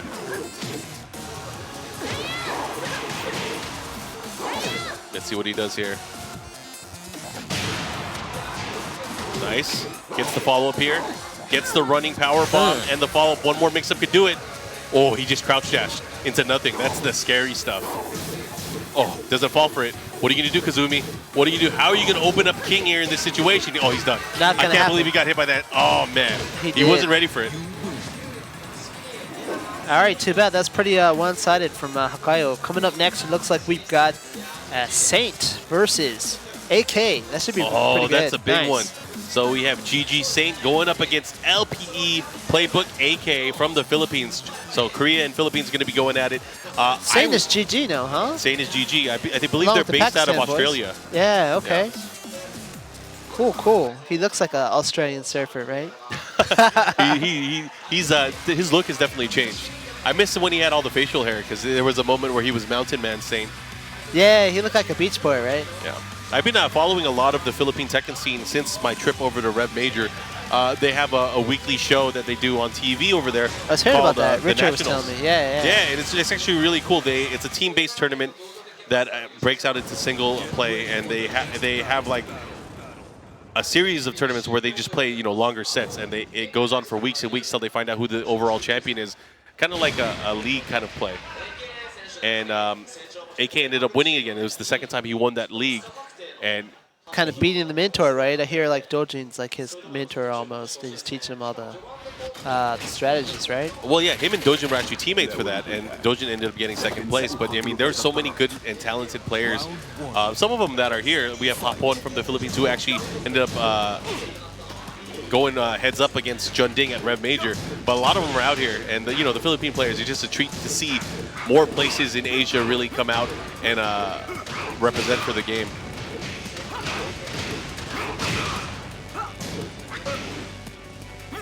Jimmy J. Tran is out of the tournament already. Like, for good? Yes, we didn't even get to see him on stream. That's insane. That's how stacked this tournament is. He's not really here. I don't believe you. I didn't see him. I saw him on stream the other day. Oh my God, that's crazy. So Jimmy J. Tran out in losers bracket, lost to Jotaro in that same pool.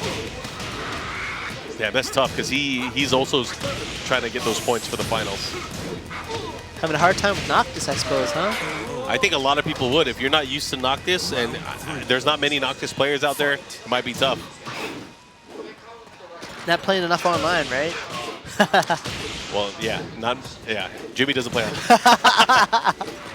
It's a different game. I mean, I'm going to be very open and say it. Playing online is good. It can satisfy certain things about the gameplay, but it's obviously different from playing in a tournament setting. I was talking about that on stream a bit earlier. There's no way the game is going to be the same offline and online unless we put in a lot of buffer frames offline to make the game. And that's a big topic within the FGC now is the rollback? Netcode, yeah. Netcode in general.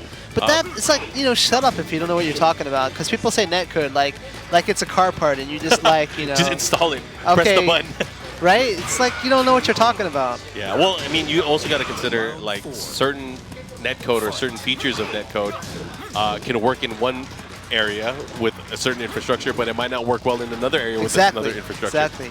And I think it might be tough. I mean, like you guys have obviously tested in a lot of different stress situations, but obviously at the end of the day, you guys are going to pick what you guys feel is best for your game. And it's not like one of those things where you can interchange them either. Exactly. You got to build it from the ground up. I mean, a lot of people just say, oh, rollback is king and all that, but they didn't bother to see that talk that Tony Cannon did where he talks about all the stuff you have to actually design your game around it, right? Yeah, and that has to start from the ground up. So it's not like, let's say, like a lot of people are like, hey, why don't you just put GGPO in Tekken? It's not that easy. It's actually impossible at this point, right? That said, it's not just shut up. You know, I'm always looking at people's matches. Yeah, all people are their gonna give you feedback. shit for saying that. No, I mean, and I'm always truly looking for how people are experiencing the game and to see if there's any way to make it better for them. But I just ask that you be a little bit more, what do you call it? Understanding? Or just, you know, have a cool head and at least do some studying before you make some half-assed claims about stuff. I mean, obviously, I want to let you guys have like the best experience possible. So we will tweak it as much as we can.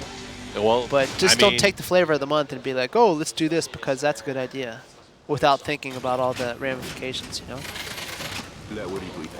Well, that's the thing too. It's hard to balance it because a lot of people will just say what they want. They don't think about that kind of stuff. So it's hard to expect them to because, like, I mean, if they did understand it, the world would be a better place, right? They get to. I mean, it's like the guys who watch the UFC and be like, oh my God, McGregor, what the hell are you doing? You should have done like a left uppercut. It's like you would step in the ring and do any better, right?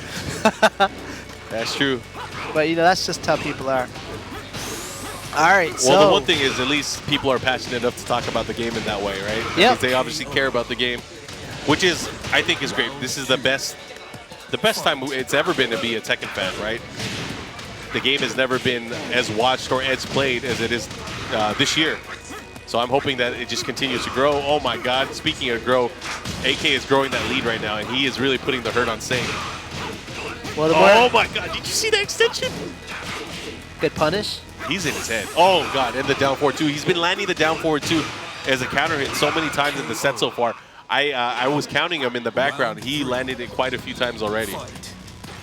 Oh shit, there are some crazy matches coming up. Oh, Kujan Shi.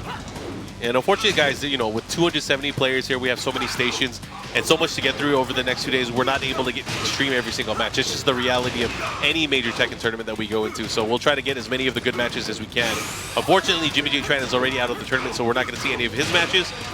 But we urge you guys to keep watching. AK, that was clean, dude. That was very one-sided.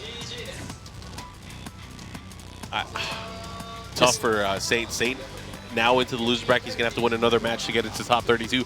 But AK securing himself a winner's side spot. These guys, no stranger to each other. They played each other many of times in the past few months and years. Dude, AK, man. Remember the first time he stepped onto the scene where he was at the Tekken Tag Tournament 2 World Finals? Was it? Yeah, where he ended up beating Help Me and Nobi in the tournament. He was appalled. He was like 13 or 14 at the time. And everyone was like, what is this kid? Who is it? Oh, crap, he's good. He's super good. But he's just one of the really solid players out of the Philippines. Probably the most known one at this point. But I think it's another region that really hasn't had the opportunity, at least on the world level, to really showcase their talents. And I'm glad we have events like Rev Major or Master Event in the Philippines, and hopefully we'll be able to see. I mean, you went there for the first time, right? Yeah, I mean, I'd always heard about it because the arcade was where the Philippines was, huge. Yeah. And Yonimori-san or Harada would always come back and be like, oh my God, Philippines. I just go there and they put me on like the front page of the newspaper or whatever. Well, he got in the news again, right? Because he was talking about Jollibee and Jollibee and whatever. But it's all obviously in good fun. The Philippines, Tekken, Dude, they in the Philippines, love Tekken there. It's the most popular game there, and everyone says that even like the stars that play, obviously some of the bigger esports titles that are out there, whether it's Dota or like League of Legends, a lot of those gamers, they mentioned that Tekken is probably the first game that really got them into playing, video games in general. So it's really nice to see that kind of stuff. The Miss Universe or whatever, right? Yeah, Miss Philippines from a few years ago. She was a big Tekken fan. She was in Tekken too, right? Yeah. It's like a national pastime over there. I think for a lot of us, especially it's a generational thing. A lot of people, best-selling Tekken game was Tekken 3. What was it, 36 million or something like that? Something crazy. A crazy number. Yeah. It was a crazy number. Obviously, way more than fighting games sell nowadays. But that came like at a perfect time. And I think that's another thing that I don't know if a lot of people ever considered, but timing for releasing a game is always important. Like, you got to think about not only what else is out there, but also the life cycle for consoles as well. Right. It's kind of hard to ever figure out that perfect storm. I don't know where I'm going with this. Where are we going with this? But I'm hoping in the future, whenever there's something new that's out there, whether it's for Tekken, for anything that you guys are putting together, I hope it's at the right time. I know Harada mentioned that as well for Tekken Cross Street Fighter, which is something that you guys get asked about a lot still to this day. Is I think in an interview you guys both mentioned that you have to wait for the right time. Yeah, and even on Twitter, sometimes people are like, "It's been in development for how many years?" Whatever. I'm like, "No, it's not been in development. We said explicitly that it's been on pause." It's been on hold, yeah. Tekken is the sole focus of the team, and this game is huge. I mean, it takes a lot of resources that you guys probably don't even think about monitoring the network, monitoring all the stuff that goes on. And keep in mind, there's still the arcade version in Japan running. So whenever something happens with that, the team's always got to make adjustments to that.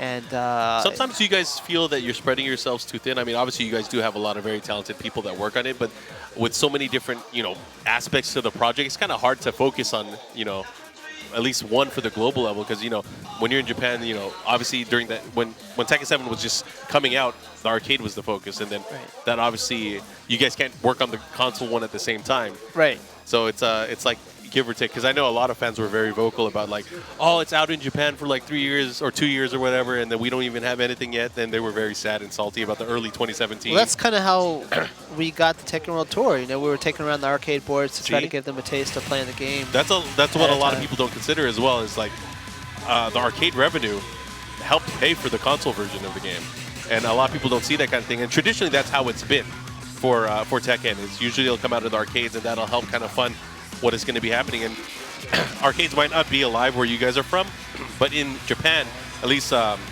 past few iterations, the arcade scene has been very, very lucrative still for Bandai Namco. And Tekken especially has done pretty well for the arcade market, I've heard.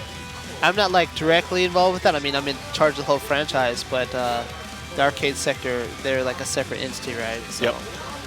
I don't know the full details of their day-to-day stuff, but I'm told it does pretty well for the arcade. Yeah. So this is Kujan Shi. He is the top-rated Asuka player in at least in the arcade scene.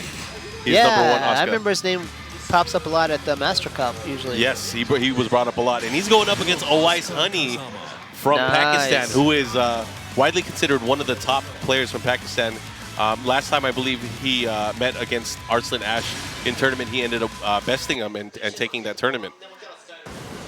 What is it about Pakistan that makes them like that? They just play. So strong. They just keep playing, and they don't care about. So do Korea and other people or other locations. I think it's at a different level. So you remember how everyone said Kazumi was dead? Yeah. They never stopped playing Kazumi, and you know how a lot of people were complaining about Akuma and Geese? They were using Akuma and Geese as their top characters way before that. So I think they had probably a better beat against the other regions on which are the top characters in tournament play. Well, at least also watching Ash, it seems like they really strongly rely on the fundamentals and not try to rely on character gimmicks. It's all they have to, spacing, sidestepping, back the internet dash, sucks there so bad they can't play online. Yeah. They have to focus on the aspects of their their basic neutral game, playing at the optimal settings. Anyways, we're going to go into the matchup right now. Owais Honey trying to light him up. He has a good lead here in this opening round. Kujan Shi, do not sleep on this guy, though. This is winner's final of Pool B8. Winner of this will, of course, qualify for our top 32, and look at that, lighting him up. That was a very dominant opening round here from Owais Honey. And one of the trademarks or the hallmarks you're going to see from his core gameplay is you're going to see his ability to whip punish with standing 2 and down 2 and maximize the combo potential. The thing is, he's such an active player as Akuma. He is always doing stuff to build meter. He's always going to have meter at the right time, obviously other than the start of the match. But at key moments where he's able to really just capitalize damage-wise. Look at that. Look at this wall carry. Wow, I haven't seen that one before. Ooh, coast to coast. All the way. And that's dead. That's the scary thing too, is like, he utilizes a lot of tools that maybe most Akuma players don't. Right. Using that wall bounce technique, especially from a quick cancel from the focus attack, a lot of people expect, a low to come out, and that's really where Akuma can get a lot of his damage. But he's able to utilize the other mid tools that a lot of people probably don't recognize as strong moves to his favor. Akuma's so fun to play. I mean, I've played him quite a bit this season, or even before, but it's just so difficult to do. He was trying to do something different there. Might have been like a back turned guard tech catch or something. Asuka herself, no slouch, I mean. Especially in the damage department, she can put the hurt on quick if she needs to. But you got to get those hits first. That's the important thing. Anyways, we're gonna go back into the matchup here. Kujan Shi is gonna have to pick a new stage here. I feel like he's a purist. I don't think he's gonna leave Asuka. Most Asuka players are like that. They don't pick any other character. live and die by the waifu. Get ready for the next battle. Yeah, Are I you- guess Josie's the only female character I really play. Same here. Same here. I don't use any other of the girl characters in the game. I played think Ant- my favorite girl. Oh, actually, no. I use Julia. I lied. Julia's. She's not just a girl character though. She's my waifu. Especially played- when she was in that other game where she was wrestling. Round 1. When she was filling Oh, in. yeah. JC. Tattoo? Oh, I love JC. She was so sick. All right, light him up. Shakunetsu. All right, and I think Kujan Shi is going to have to start doing just that. What we're seeing, Akuma doesn't really have a way to launch punish low attacks. So I would like to see Kujan Shi probably take more risks here and using things like from crouch down forward 2, Oh, that was a using good down start. back 3. He's going to have to mix up the timing and really try to open him up. Nice back 3. Able to thread the needle here. He's going to push towards the wall. Just short of it, though. Ooh, that was a great interrupt. Into Perfect the timing eye, on that one. Into the eye of fear there. Oh, he's dead. That sucks. You're like right away. Oh, he's dead. He's dead. That sucks. All you got to do is touch him at that point. I mean, once Akuma has rage, you know he has the ability to do rage art now from Screw, so that was all she wrote. He didn't even need the wall there. Round 2. All right, Awai Sunny trying to continue here with his dominance.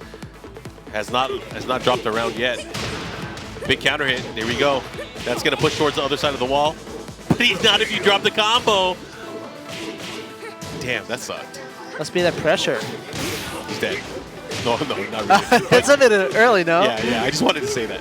Oh, he went for a reset there. Interesting. He's really trying to style on his opponent here. He's like, I'm on stream. I got to go in. All right, what kind of mix-up are we seeing? Fireball with punish. Great presence of mind there. Awai Sunny now 2 rounds to none and on set point here. Great launch. Oh, but off axis messed up the combo. No, you get a launch after that. That sucks. It's mind games. He's gotten inside his mind, right? Opens him up. Has another opportunity here.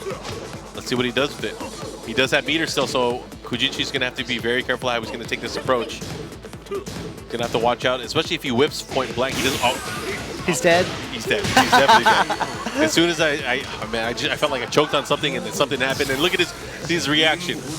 That's his He's reaction like, that a lot of people in no. the chat are probably having about Akuma dominating a match again. Again, right?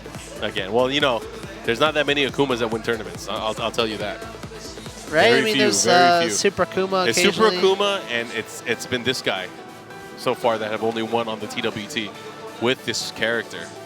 Anyways, if you guys are tuning in right now, you guys are watching Tekken World Tour, Tokyo Tekken Masters, live from Bandai Namco Entertainment in Tokyo. I'm here with Michael Murray. My name is Mark, and we're trying to get deeper into this tournament and find out who's going to be qualifying for our top 32, which will be happening tomorrow. We're not going to find out every player that gets into our top 32, but we're going through most of the pools tomorrow as well, right? Correct. Yeah. We still have, I think, 4 pools tomorrow. And if you just happen to be in Tokyo, I believe you can just come out and we have a registration desk downstairs and they'll let you in for spectating. I think some people show up, even get this cool shirt. Yeah, it's Marduk and King facing off. It's reminiscent of, if you guys are familiar with the Tekken 4 Korean cover, there's a poster of Jin and Hwarang looking at each other, staring each other down. It's kind of similar to that. Welcome to the king of It's pretty That's tight. only for Tekken geeks, if you know what I'm talking about. I've got like a closet full of Tekken shirts now from the JB style. Oh, dude, he's done artwork for every single character, but this is a more unique set because it's featuring multiple characters at once. They have quite a few, right? I mean, we had one There's with a few. There's the Devil Katarina. Asuka one. There's the Lily and Eliza one. Yeah, that's the Devil Asuka one, right? You're right. No, yeah. no. It's different. That's right, just her. And then there's the Kazumi Mishima one. And then there's the Mishima Boys. Yes. And then there's the Asuka Osaka one. There's So that was the Osaka Challenger event, right? yeah, there's Katarina, Hwarang, and someone else. There's Anna, I think, as well. That looks kind of like the Devil Asuka almost. Yeah. That was when she was when she just came out as a new character. quite a few actually, right? Yeah, I remember before you guys only did the shirts for like events like Evo, or like every year it'd be like a gift when people entered the tournament, and then it went on from there to like there would be more shirts at different events. Like I remember Master Cup had a few as well, right? Yeah, it's usually the Japan side. Our esports team has them for these events. I guess because you know how many people show up for the most part. It's not going to be like 2,000 shirts, right? You guys have had some really, really cool promotional giveaway shirts. Like I know you guys had that. It was just the Tekken 7 Faded Retribution shirt with the heaven symbol on the back. Ah, that yeah, one yeah. was one of the coolest ones. And the tiger as well. Oh yeah. It was there a was set. 2 different shirts. Yeah. It was the Heihachi and Akuma. That was TGS one year, I think, wasn't it? Yeah. That was, man. Those were good times. It feels like, now that I'm thinking about it, this game is super old. Oh, cool. We got families here now. Oh yeah. Not only families. I mean, there's so many. Aside from the normal community, there's a lot of just people here enjoying and just watching, which is really cool. Oh, so we have Hajur Metal coming up on stage again. We The saw him Gigas earlier. player, right? Yes, and he made it to winners final. So this is the Against pool Tsubumi. that Jimmy J Tran was in, and Tsubumi as well made it up. Tsubumi using Shaheen. Shaheen Gigas. Also, Cherry Bear Mango versus Pickles. Is that coming up after this match? It looks like it. Cherry Berry Mango, now supported by the team Illusion. He's been making his rounds all over the world. He's been all over the world. And I think him and Junding are probably the most traveled for a lot of the Korean players this year. So is that Reddit topic, is that true? What Reddit topic? I haven't been reading About Reddit. the Korean players? No? No, what are you talking about? How do I know if it's something true? about Super Akuma's stream and what he said on or did not say on a certain stream. Now I gotta look it up. I have no idea. Don't do it on stream, dude. All right, I won't do it on stream. Now, I actually read Reddit quite a bit to just kind of see what people are saying about certain aspects of the game or updates or. Yeah, see if there's a crash lot of good reports or- resources for just getting people's feedback. I only read the grown-up threads though. Oh yeah, it's hard because there's a lot of guys there that like to measure their EP, if you know what I mean. Okay, gets the float here. Not going to do too much damage because of the way that he landed it, but he is going to get some decent wall carry, which is very, very important in the matchup. Oh man, that hurt. Oh. Another Shaheen though, huh? We've seen quite a bit of Shaheen today. Well, Tsubumi has also always used Shaheen throughout the series since he was first introduced in the 7 series. So not surprised that he's continuing with this character. I mean, why wouldn't you when your character gets adjusted at least better competitively? But we're starting to see them, I guess, flourish a bit more just because of how favored he is with the updates. Nice down 2. Able to scout it out. Hajur Metal now pushing towards the wall. And this is going to Hoyt. What are you going to do? Boom. Mix up. What you can eat? Mid. Nice slide. Able to get out of there. Gets the follow-up. Looking to close it out, but the low jab able to interrupt. But hey, let me poke you in the eye. Poke an eye. Sorry for the brief lapses in conversation. I'm draining some snot out of my nose. I got a huge cold here. Yeah, it sucks, dude. Having a cold.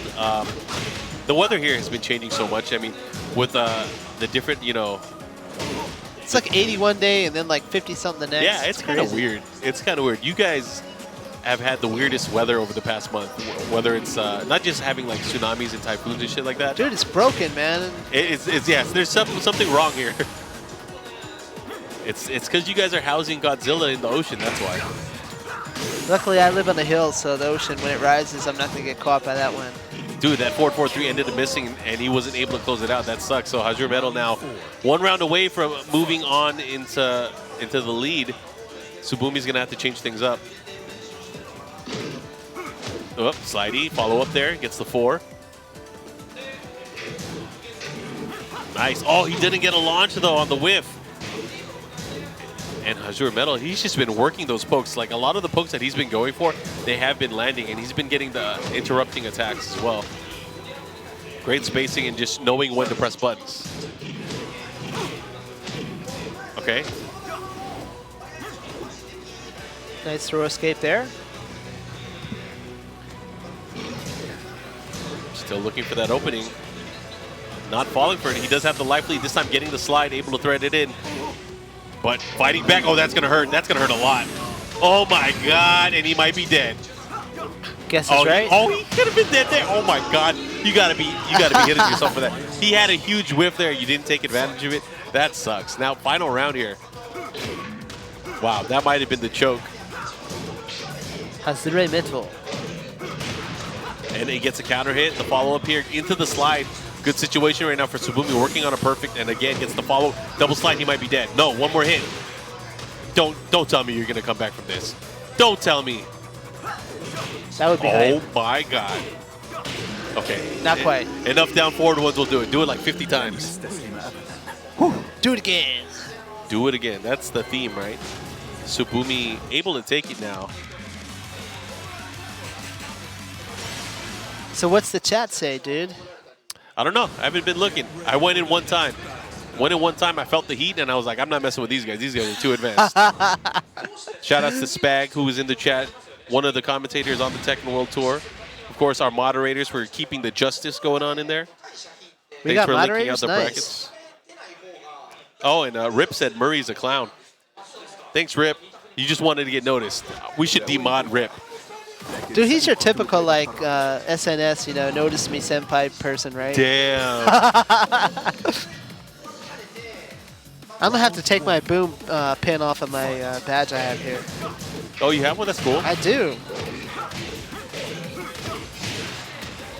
No, shout out to Rip, man. I was just commenting earlier about how much I love his commentary. Oh, There damn, you you go. do have the boom pin. Is that like a limited edition? Yeah, it might be. I'm pretty sure only 2 people bought them. I didn't buy it, so I'm not part of the 2. Damn. Oh my God, what is he doing? Why would he pull that out in that situation? That must have Jeez. been a missed input, right? It definitely was. I don't think, but that was weird. Nice, gets the slide again and the follow-up.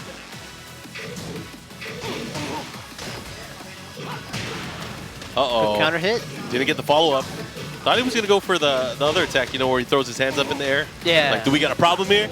Excuse me, sir, do we got a problem? And, you know, Tsubumi Rage? Hazure Metal's still doing a great job.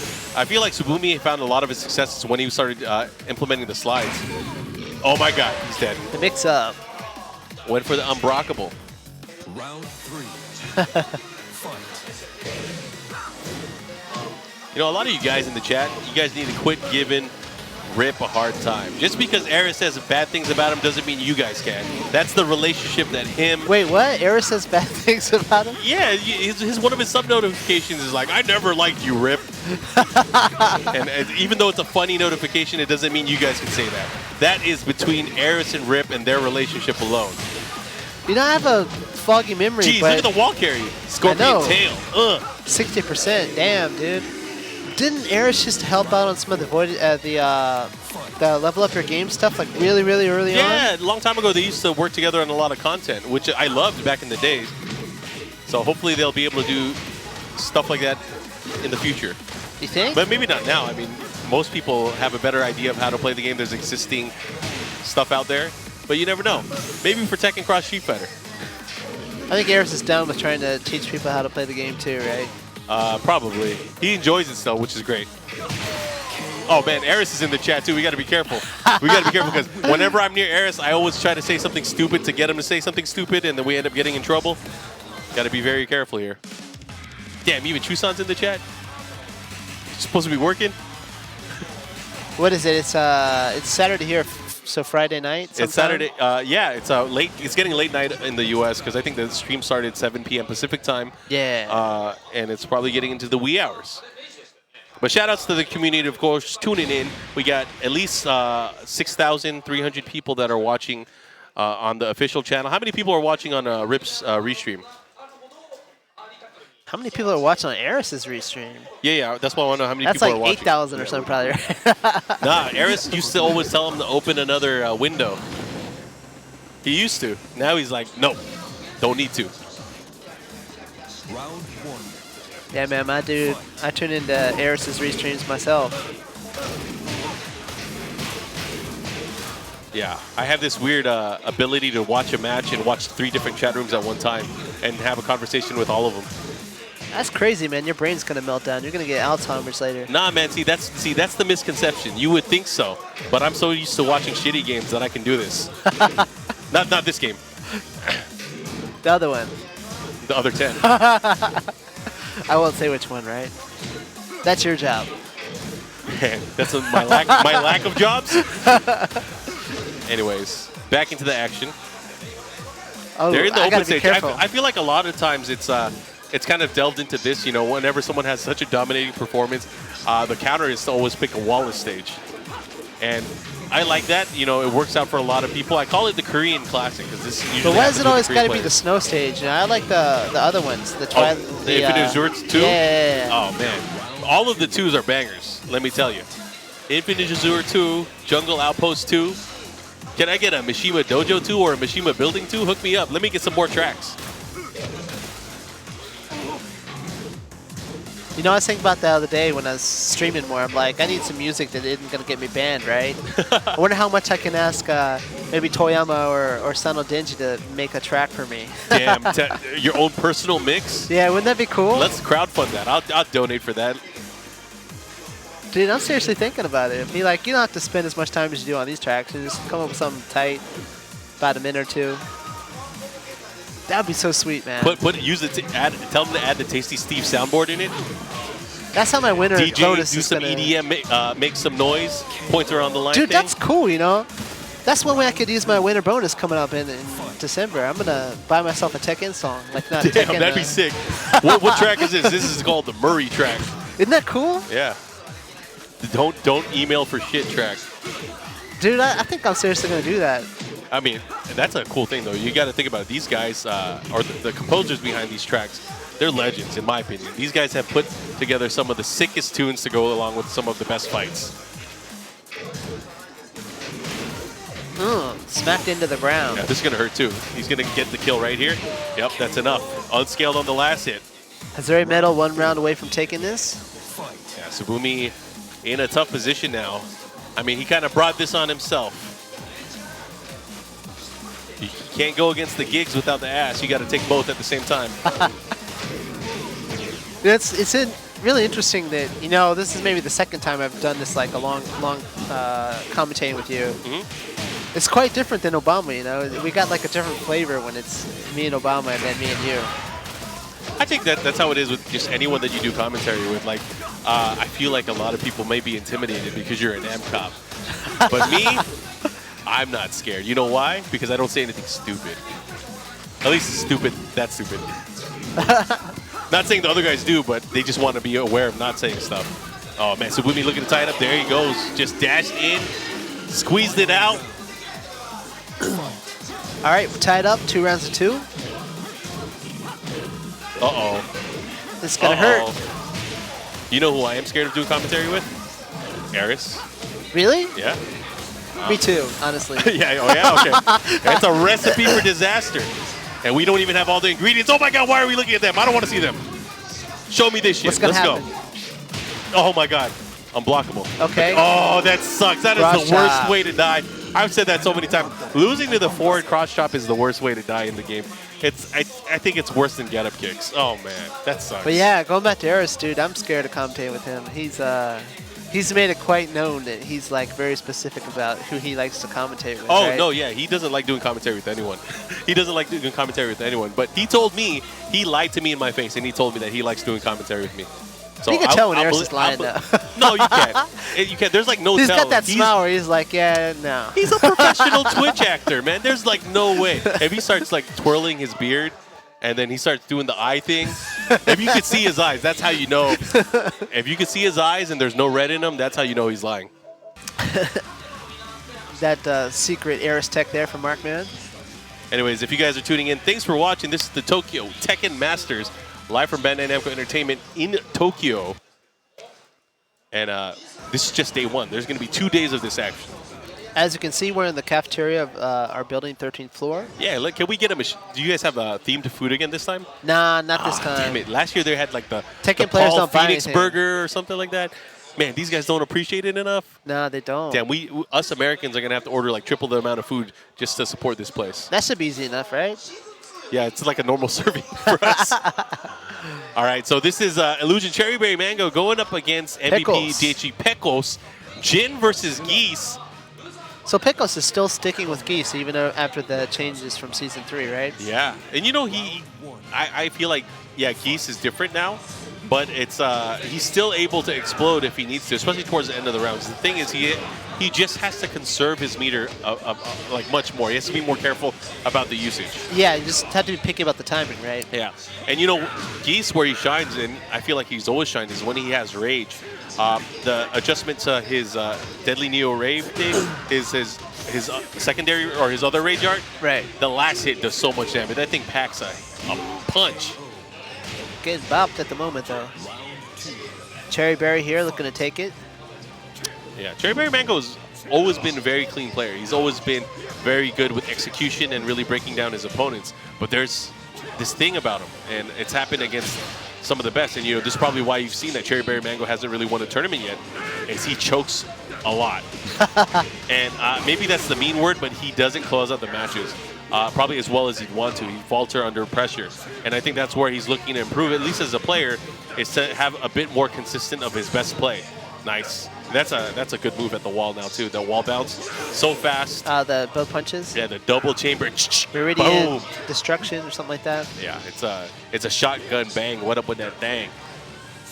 Nah, he had the knee, but he didn't believe in it. And he didn't want to.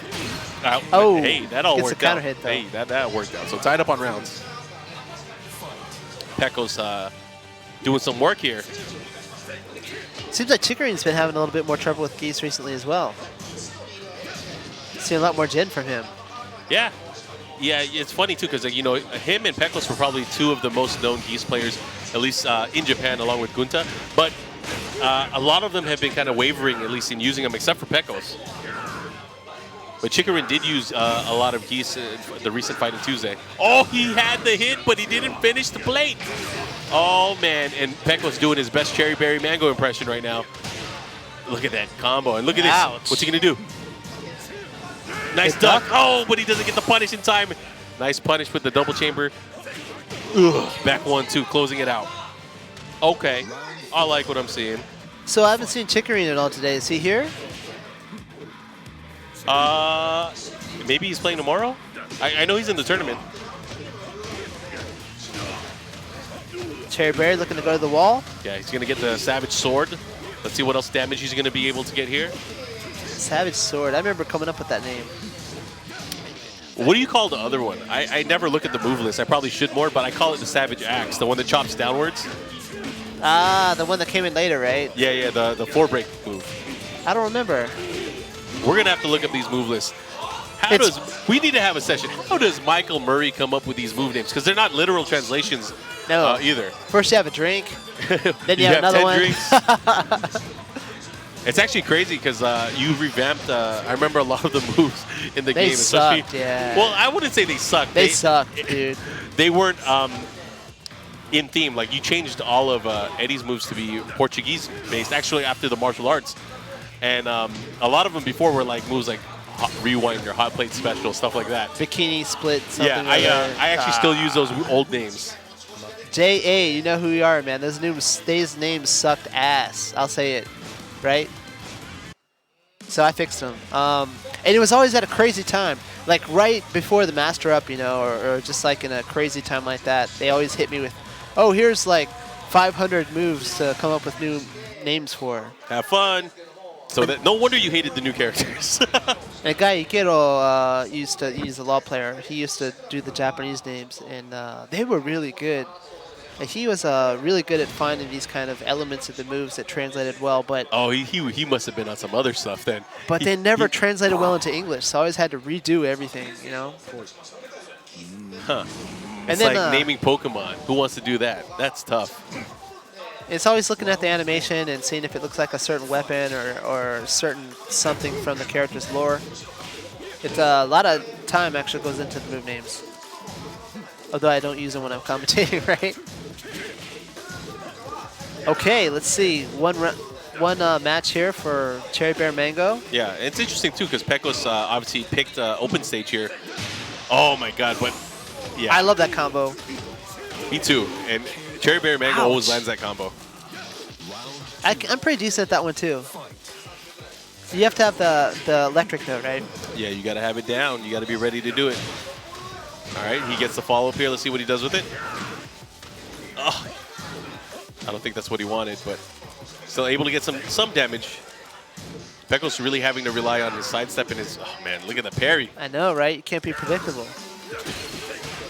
All right, he does have 1 meter now, which is going to give him access to more potential damage, more pressure tools. Let's see if he's able to utilize it here in the matchup. He does have the life lead, so he's kind of standing back and waiting for an opening. Yeah.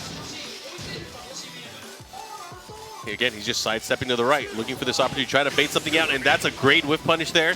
Did not want to use the meter, wanted to save it still, especially Good choice. It being so hard to come by nowadays. He doesn't build the same meter once he's getting hit this time. Being more thrifty with it.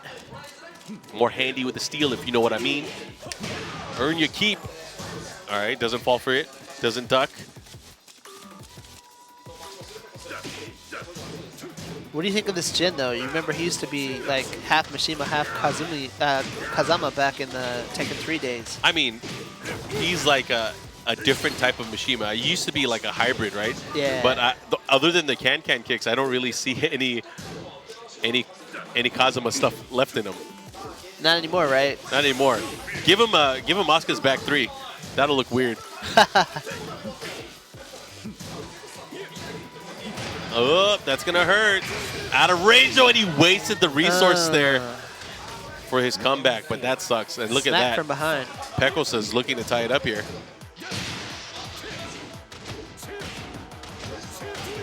Okay. Solid combo. Oh, here it is. That one you would lose an arm right about now, probably. Yeah. Well, no. Luckily, if it was final round, maybe. But it's potential final round. 3 meters here for Geese, though, so he's in a good place. Yeah, if he actually lands a hit here, but he might not get the chance. Might have to wait till next round. But dude, if he does the rage art too, I was gonna say he not. can kill. He can kill. Not today. Not today, my good man. And the fact that he doesn't have the wall here is going to make it a little bit tough too. But now he should be able to at least freely use some of this meter. So let's see how he's going to utilize it. It's a good way to go into round 3, though. Oh yeah, this is the best situation for him. It's like you want to have meter. So now he has 3 cancels of his back 3 in case he needs to do it. Or he has a super if he wants to be able to close it out. I feel like he's not going to wait. He's going to wait a little bit more until he's closer to rage, at least to explode. But now he's going to have to use it. Use it or lose it. Good pickup from Cherry and Mango. Pickles down to almost 30%. Oh, this is going to be big. Yowzas. Right? Yowzas. No, he doesn't have rage yet, so it's going to hurt. Dead. He's dead. Oh, oh man, my he's God. Dead. Oh, my God. Explode all over him. That was good. He looks unfazed. He's like, yeah, it's Geese. Plus, the stage change really ended up working out in his favor. He was able to get that whiff punish and confirm into the super, which is really what he wanted. That's what he was saving up the moment, or saving up the meter for. We kind of mentioned or touched upon it, at least when we started the set, is using the meter towards the end is really going to be what's important, is to be able to utilize that. Do you have your own emote, Markman? Do I have my own emote? Yeah. Not on Eris's channel or anything like that. I have one on my own channel. You have you have that one from when you and Harada first unveiled that "Don't Ask Me for Shit" shirt. That's Eris's channel, I believe, right? Yes. And Okubo has one too. He's got a pretty decent one. I think I'm gonna borrow Okubo for emote on my channel. Nice. Any ideas? He does make a open. really interesting face. I'll tell you that. He's a cool dude, man. We get along pretty well. Nice. They're getting the damage here. Now, because we're in a wall stage, it's obviously going to benefit both of these characters. Probably Jin a little bit more, just because it's a bit easier for him to be able to convert into combos, especially with the wall carry that he has. Oh, doesn't get it. Too deep. Too deep. That right leg was too deep in his butt. Okay. Having another opportunity. Let's see what he does.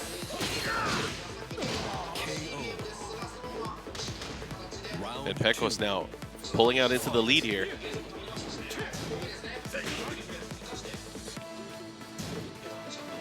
Nice. Still, you know, doing a great job. What we're seeing a lot from Pickles is he'll throw out a poke, and then he'll start sidestepping to the right to try to create an opportunity. Waiting for a response, right? Yeah. And the thing is, you know, certain moves will be able to catch him, but Cherry Berry Mango is going to have to commit to him, and it puts him often into a situation where, oh like my that, God, right like there. that. See, he's going to have to commit, and then it gives him an opportunity to really capitalize on the damage. And look at that, Pickles. Ouch. Able to really, really capitalize there. 1 round away from taking this, right? Yeah. It's looking really good for at least the situation that he's been put in right now. Let's see if he's able to make a comeback here.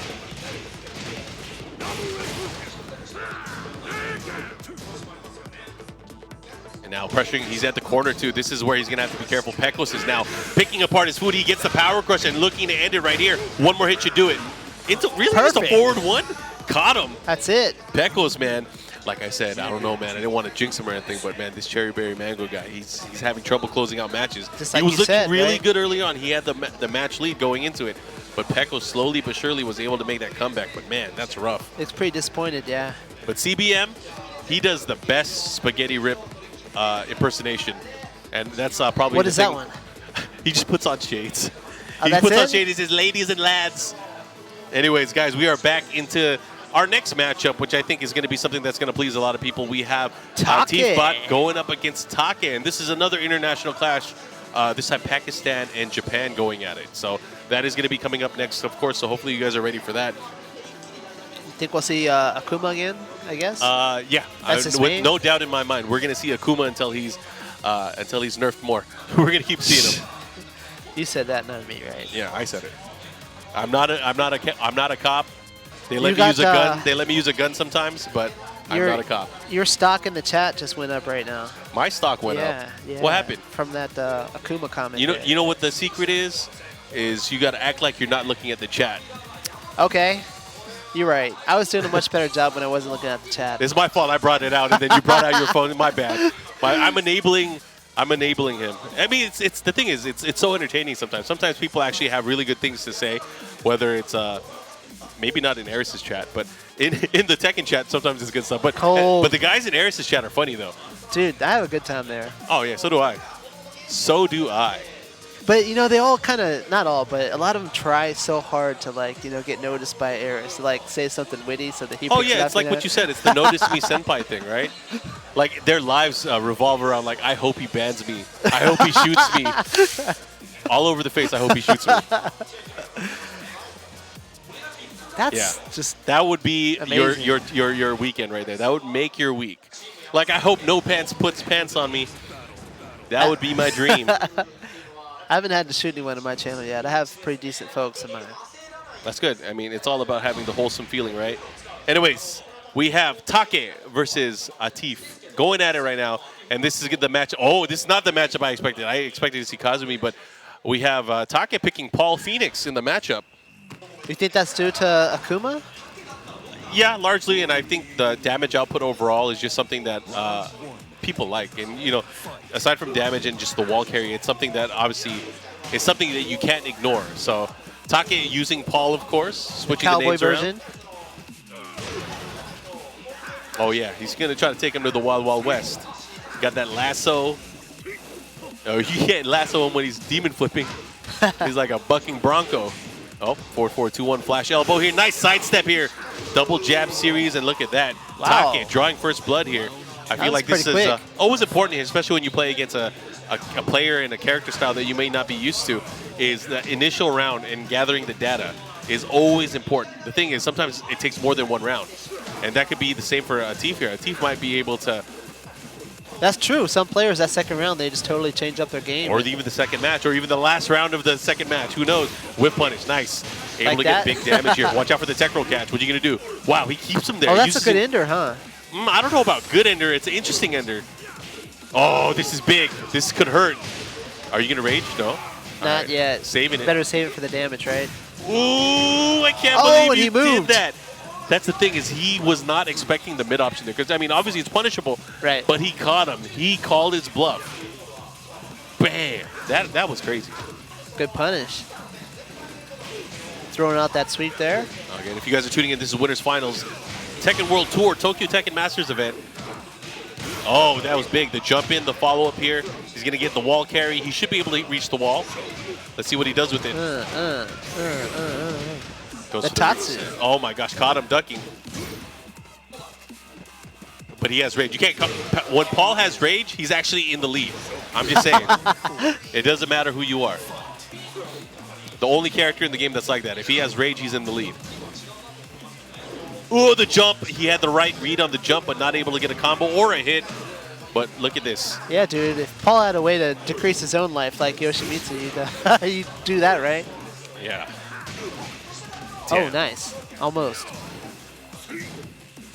Atif bot doing a great job, really, of controlling the spacing. After losing that opening round, he's up 2 rounds straight.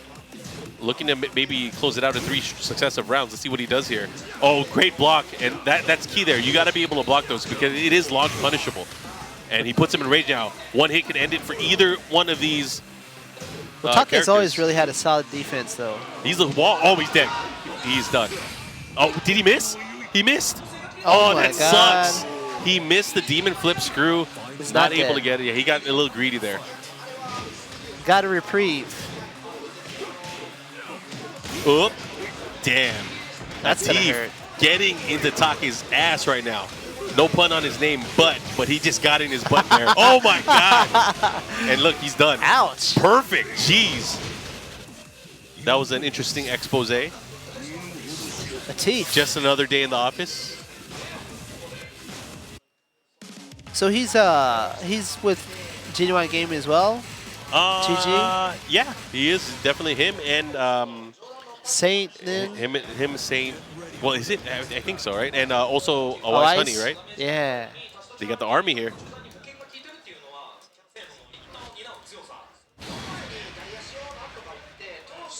You guys know you guys like that butt stuff. Don't be lying. I see you in the chat. Shut up. Don't look at the chat. You don't look at it. You have to like. You got to make Call love them to out. it. You got to make love to it. You can't just look at it. My dude Obama. NYC Fab said, "I'm going to bed." You an old man. You should have been in bed 2 hours ago. Go be a family man. He is, unfortunately. I know. We need him. We need him. All right. Anyways, let's see what they do here. We are in the open stage. What do we call it? The Korean Classic. Going into the open stage. You think that's going to solve your problems against Akuma? Not so far. We'll see. Oh, the jump, man. He is Ouch. so good at being able to get that raw jump in and really capitalizing on it. He's just doing a great job. Now, oh, what a whiff punish. The knee, They're able to beat out the jab series now while sending 3 into the dragon punch. I like it, man. That was This pretty tight. That is very tight. And, oh, man, here we go. This is going to hurt. Gets the power crush follow-up here into the jab series, into the fireball, into the run-up mix-up, into the slidey. Now, what is he going to do? Got him. Gonna get hit by a crouching kick there. Yeah. Kind of hard to deal with, too. I mean, the thing is, if you're moving backwards, it kind of prevents that from hitting cleanly where you can get the combo follow-up. But the thing is, if you're not up close against them, it's really hard to get any kind of decent punish or sidestep into a whip punish, into a launch. So it's very, very difficult to kind of get that read on. Man, he is hitting. Down 50% already. Those boots, what are the spurs for? Jeez. Again. Do it again. Oh, he's done. He's Jeez. dead. Atif bot doing such a great job of just really exposing the legs there. Making Taka look like an amateur, man. That just says how strong he is, right? Yeah. And that's the thing is, like, you guys might be watching this and be like, oh, Akuma's overpowered. That's not easy to do. That's not easy to do with any character. But these guys, obviously, these guys are professionals. These guys traveled here for a reason. They really want to make their mark. You know, Wise Honey really showed when he won the event earlier this year, when I think it was in Malaysia, right? But he was able to beat not only Nobi, but also Ni, resetting a grand finals against Ni. And man, that was rough. My dudes turning in. We're here with Mark, man, at our office on the 13th floor for the first day of the Tokyo Tekken Masters. Unlucky floor number 13. 13, right? In Japan, it doesn't matter. It's Hey, there's a guy in the number chat 4, number 9. that just said, shut up, Mark, man, not easy to do. Down 4, dude. How about you shut up? You learn how to play the game. Down Yeah, 4. dude, you shut up. Down 4? It's not even the right move. It was down 3, you idiot. Down 4. He was talking about down 4 is the move to just be able to like demolish people with Akuma. Well, it was with Taka right now. Well, that but- one, yeah. Taka ate that one, but yeah. I don't think down 4 is the one you got to worry about, especially if it's launch punishable. Yeah, man, it's hard. It's like if it's so easy, then why don't you try it in a tournament, dude? I tried it. It's hard as shit to do these things that they're doing. No, I I think it's a good mix of like these guys have a good way to kind of read the rhythm and also change the timing of their moves, which is very, very difficult.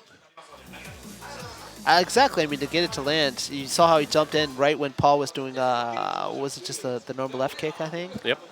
Right over it, smacked it in the face, then into the back left Smack punch. his face. Boom.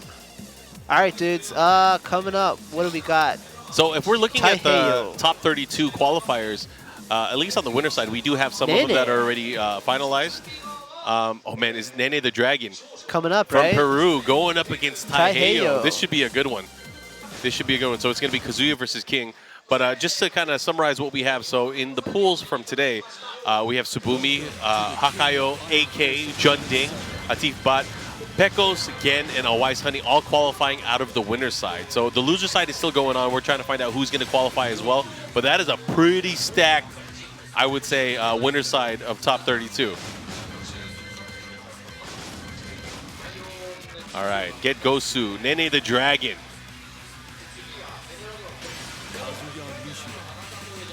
Heyo earlier losing to Gan, I believe it was, in the last match we just saw. Yeah. Swell, 7 swell. Well, we got more viewers out of nowhere. I think Eris either fell asleep or he hosted us. My dude, I hope he's coming out to Bangkok, man. That'd be cool. I told him, man, he needs to. I know he doesn't like flying, but it wouldn't be the same without him there, you know? Right, and it's Bangkok, dude. The thing is, like, there's no easy flights. He's gonna have to transfer no matter what. What's it like from the West Coast? That's not too bad. I mean, he'll either have to go to Hong Kong or Japan first, and then six to 7 hour flight to A lot Thailand. of flying sucks, so it'd be Or just 3 hours from Hong Kong, I guess. come to Tokyo for a day or two, chill, and then get on a plane to Bangkok, right? Maybe. sure It's been a he's- while since he's been to Japan, too. Either way, let's see how this matchup goes. Heihachi starting it off here with some aggression. But Nene the Dragon able to drag that Electric Wind. Godfist gets the wall, and he's going to get the follow-up here with the 1+2. Let's see what he does. Nice punish there. And you guys might remember, Nene the Dragon actually did very, very well for himself at the TXT. Or was it TXT? Or was the other event? Oh my goodness, the drive. The follow-up and the death right here. Running powerbomb. Yeah, top 32 will be happening tomorrow. Right now, we're just trying to figure out who's going to be qualifying, at least from the pool side. Nice electric wing Godfist again. And that's not easy to do. Oh my god, he missed the back two follow-up, the new screw ender. Big counter hit. For Kazuya? Nice. Let's see what Nene does. Nice hesitation. Oh my gosh. Let's punish that. Punir Good able to throw break. break.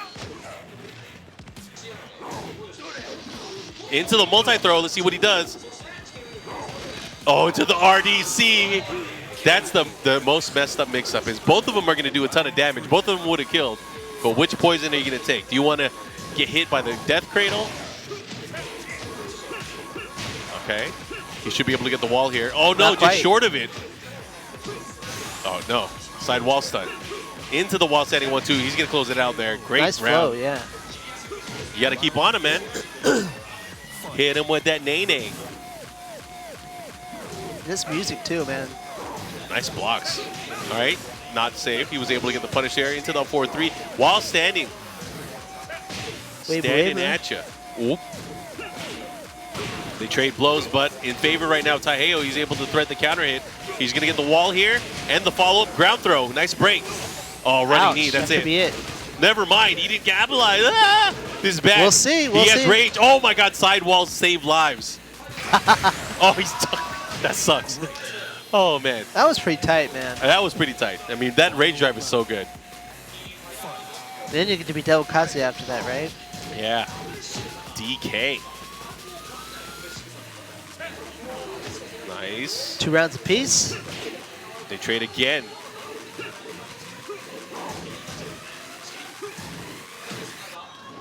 And he's doing a great job of really kind of picking his blows here. Oh, didn't fall for it. Chopping away. And that's the thing too. He's starting to compactualize his attacks here. Oh, no punish. A little too late there for the jab string. Oh, he's choked. What is he doing? Goes for the multi-throw. Which one is it?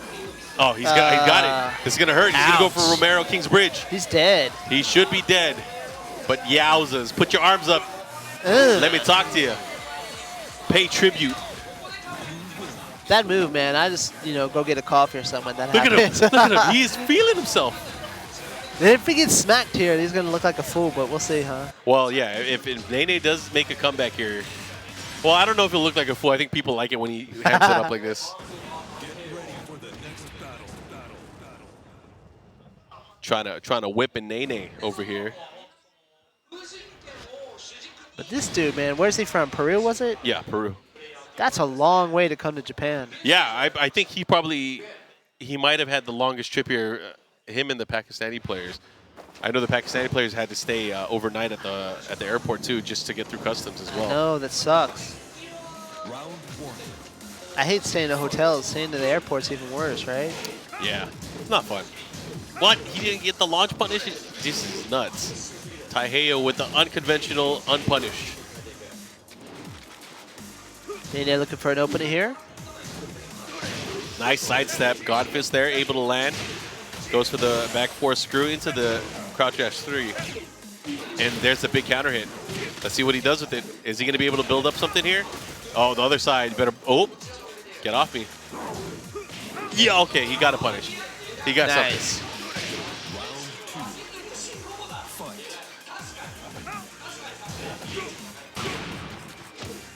We got some Nene fans in the chat here. Oh, yeah. Running power bomb here. Follow. What kind of Oki are we going to get? Goes for the people's elbow. Not able to land anything out of it. But again, a sidestep Godfist. That's how you play a Mishima. Oh, yeah. You got to live and die by the sword. And right now, his sword is that big right arm. Oh, no punish. Good escape. Counter hit. And that's the thing, the Mishima is susceptible to counter hits, especially because of their forward thinking with their wave dash motions, their crouch dash motions. Oftentimes losing to things like, Magic 4, but in this instance, the shove, which hits mid, so he's going to have to be careful because of the hitbox. Oh. We haven't really seen the hell sweeps from Nene because, there was that one instance where he did try to pull it out, and Heyo got this huge launch punish on him. So vulnerable, yeah, but you can't just take away your own options, right? You got to throw it out sometimes. The worst thing that can happen is for you to have that sealed away, right? And not have the fear. I mean, the thing is, the fear of the hell sweep is what really helps everything else become more dangerous. I mean, we've seen a few instances where he tried to do things like, crouch dash while standing 2. He really tried to open him up, at least with some of the mids. Oh, there's the hell sweep. Now we're seeing it. He heard it. Now we're seeing it. There He's we like, go. oh, I forgot. I got to take him down. Got to take him to hell. But Nene right now, looking at the thing is, the big thing here is he needs to take this one round at a time, and he wants to tie it up. But let's see what he does here. Good pressure. Okay, this time getting the back one. Crouch dash to nothing. missed opportunity. Yeah. I don't think that's what he wanted, but this time getting hit. Gets the smack down, and this is going to be huge. He's going for the big damage version. Did he get it? And now this is going to be a situation where he has the rage drive use on Oki. Oh, Oh, he my didn't God. use it, though. Jaguar step, giant swing. He should have used it, no? Oh, out of the air. He's going to get the conversion. That's dead. He got it. Able to pull it off. That was That'll a be great it, right? conversion there from Heyo. 2 rounds apiece. And we're going to a final round here. This is huge. Heyo is either going to take this round and move on, or Nene is going to move on. Because, again, this is losers finals. One of these players will make it into top 32. And after that, that's going to be all she wrote. Get off me. Going back to the fundamental Mishima here. Oh, man, he has to do something. He's going to have to start taking some risks here. And I think Heyo is probably going to be able to sniff it out. He's now in rage. Now, Devil Kazuya might come into play. Heyo sitting on a full bar here, though. Oh, Ali kick. Able to close it out. And Nene not making it out of pools. Heyo making it out of his side into our top 32. But, man, that's just unfortunate for our Peruvian hero. Damn, he is making love to the camera. He's this guy. He's on some next level shit. Yeah. Oh, man, can you just leave it on him? Don't need to go to us. Leave it on him. He's a king player. What do you think, man? Hey, man, what is that supposed to mean? I use king sometimes. But I definitely do that sometimes. When I'm talking to somebody, like let's say I'm talking to Eris, that's the kind of face I make. That explains a lot. It does. It does. It does. It shows you why he likes doing commentary with me. Anyways, we're going to get into more matchups, man. So not that like you, but that Eris likes, I mean. That came out wrong. It's okay. It was totally right. What's up, Eris? Good night. Anyways, Amigo versus you is going to be coming up. It's going to be losers final of Pool B4. And aside from that, we still have a lot more losers finals matchups that are going to be coming up. See, I wasn't lying. That's the boom. The boom stamp right was here. Was the camera able to pick it up? Boom! There's a boom pin right there. It's really small. Yeah, that focus is not going to come into play unless he points it at. Thank you, Farp.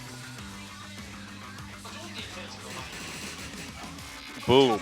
Yeah, I'm like away from the light. It's really hard to focus on. The rip stamp, right? There you go. Now you can see it. It's like somewhat legible, right?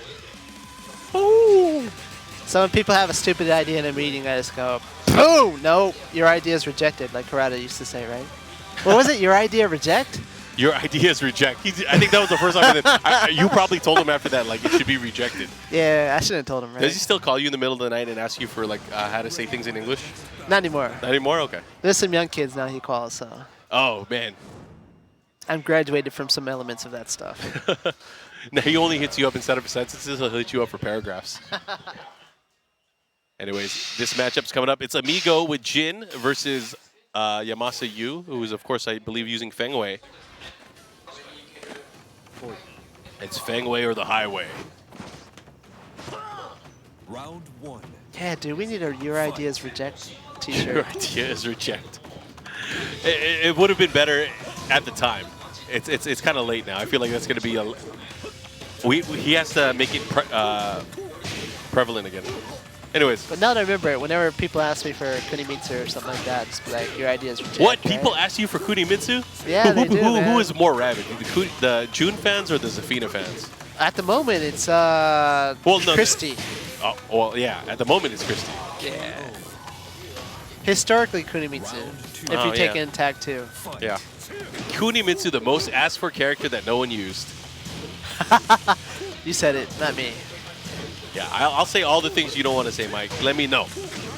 We just have I need like the Elgato stream deck that just has those answers, right? It'd be like, no, shut up. We can do little pop-ups. Your ideas reject. Damn. Oh, now able to duck underneath it. And again, that was a homing attack. No duck again on the second hit there. Trying to thread the needle. Amigo looking for this. Ooh, that's going to do it. Bam, bam. Into Savage. That was a lot of damage. Gives you another lease here. Oh, but. Amigo, we saw him earlier today, right? That's right, Amigo. Having a hard time against Gigas, was it? I think. I think everyone had a hard time against that Gigas player. Gigas. Yeah. Hazure middle, that's right. Yeah, he's gotten a lot of stream time. Of course, Japanese players playing for a lot more than just points here. If they're able to make it in top 8, they could potentially be awarded a pro-Japanese license.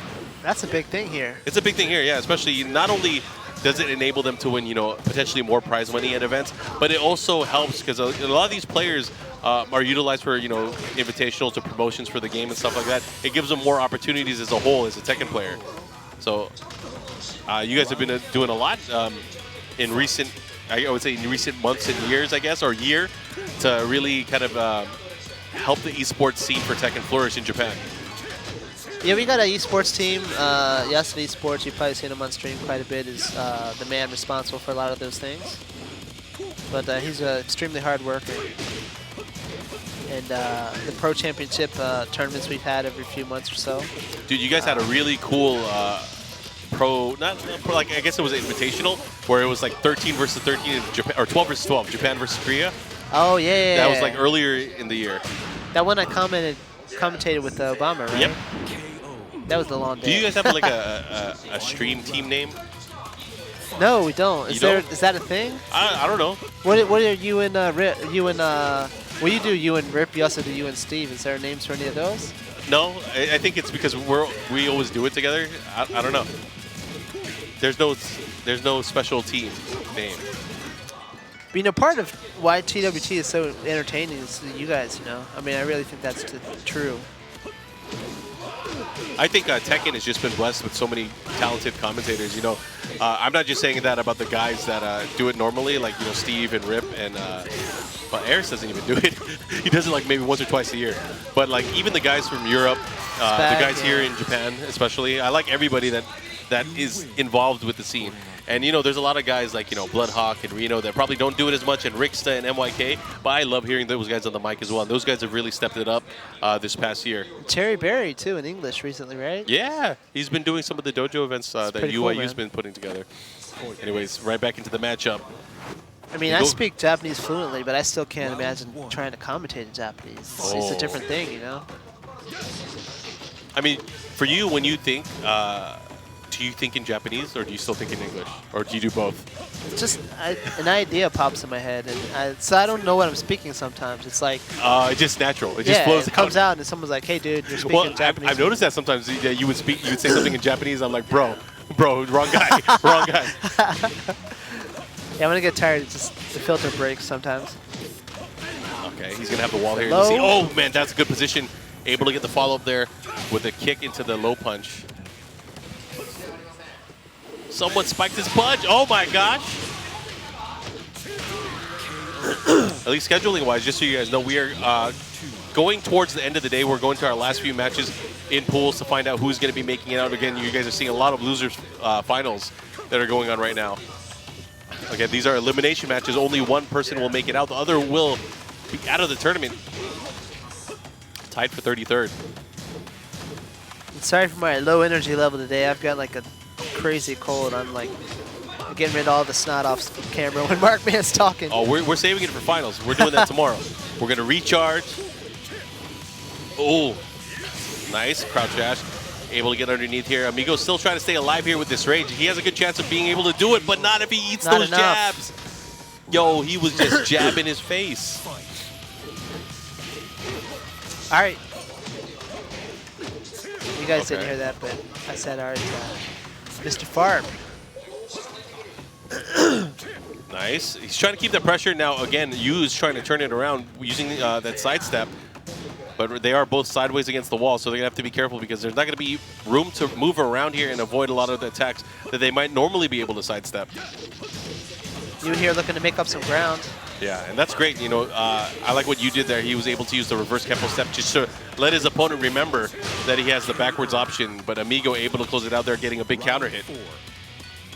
All right, let's see what happens here. This could be the final round.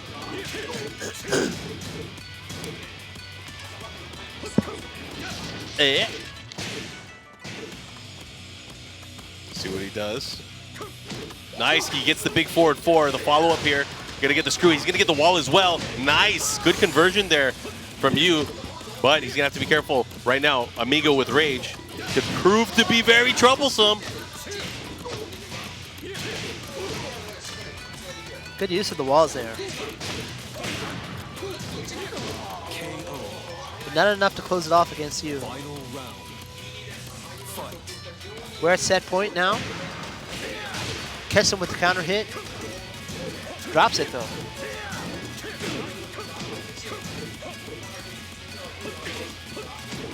Yeah, he's trying to get it. He wanted the clean hit there on the side step four. Unable to get it. You looking to tie it up, but he's going to have to be careful how he does here. Amigo still has a good chance too. Oh, he's in rage now. This is where it gets really scary. A down two. Oh, the Perfect reverse timing. Kempo step. And he hit him with the Shaolin palm in the face. You looking really relaxed here. Dude, that's a tight jersey. I like that Tekken 4 logo. That's Tekken 4 Pachisla, by the way, not Tekken 4, Tekken 4.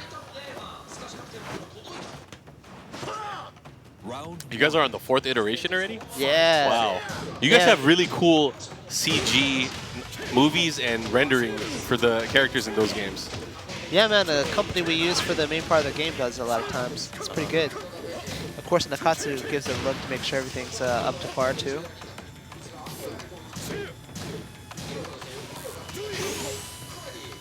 Oh. Amigo doing a good job of keeping him at the wall. That was pretty one-sided. Yeah, Amigo, I mean, I wish we saw this earlier. I mean, he might have been able to close it out here in match number 2.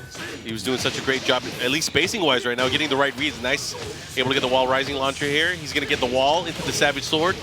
The follow-up here. That new kick on the end, right? Dude, the wall carry, man. Insane. It's like everybody got the wall carry hookup. Oh, he totally meant that. Jumping jab. Just rush in and do a jumping jab. Yeah. And it's actually, you know, jumping jab is actually a really good move.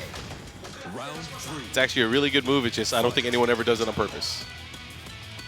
It's fast, it's quick, it crushes. Oh, he got that throw that hurts. The back turn one.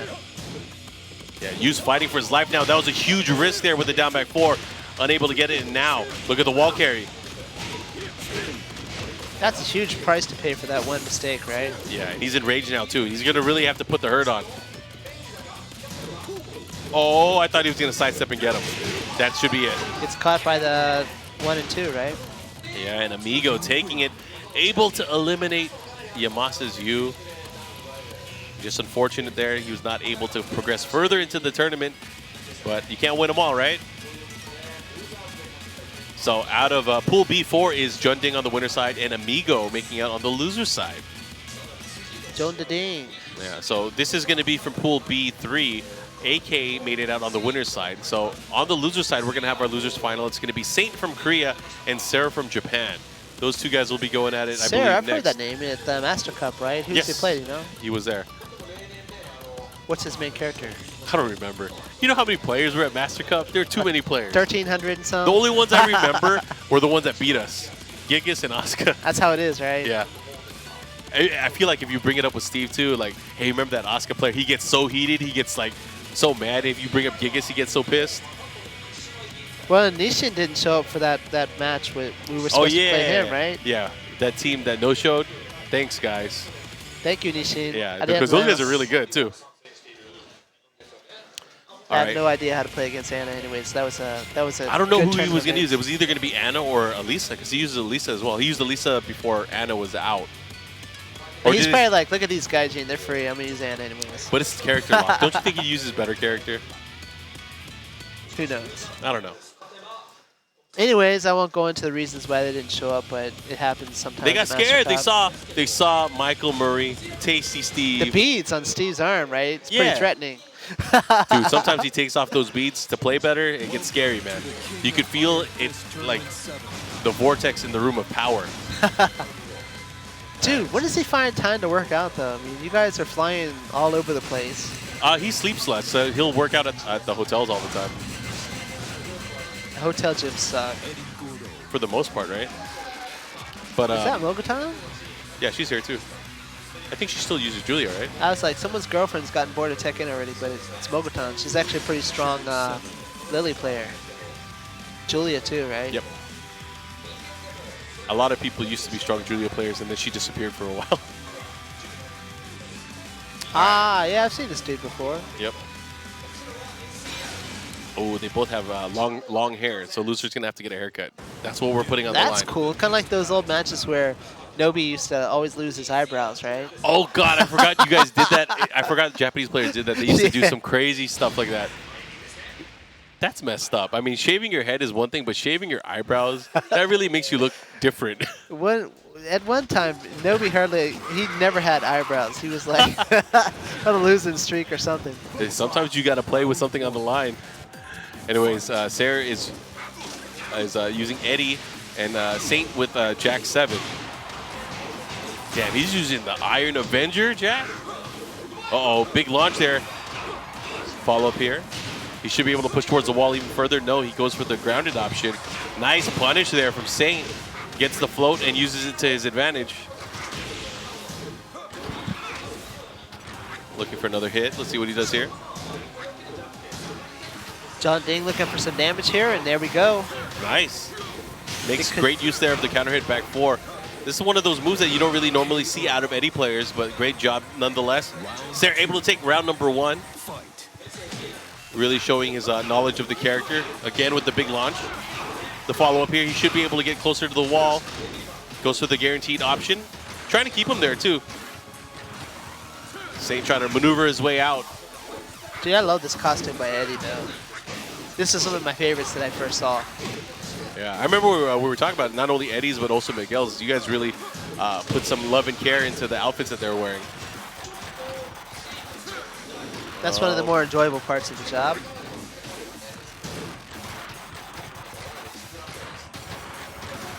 Really just trying to dancing. find it. Yeah, I mean, that's the thing is like Eddie's ability to dash and backdash is just probably the best in the game. I mean, where he lacks the ability to move at least side to side, he has the ability to move in and out really quickly.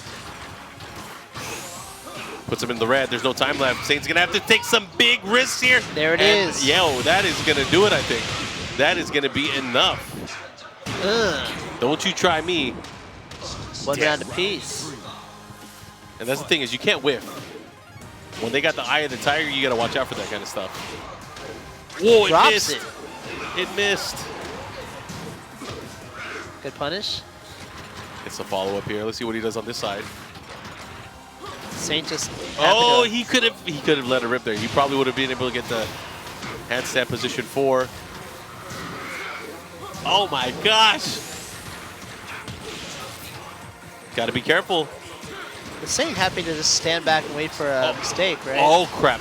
That's big. Pretty tight combo. Keeping the pressure. Mix up. Goes for the mid. Caught him. He knew that it was jab punishable in the air, but they ended up trading. Kind of hesitated there. Saint in rage, though. Yeah, let's see what he does with it. Because one hit can do it, or it could screw it. No time left. Slight lead by Saint, I believe. Time up. Why didn't he try? Why didn't he try? Fight. Sometimes your eyes are playing tricks on you. Saint again, just standing off, waiting for an opening.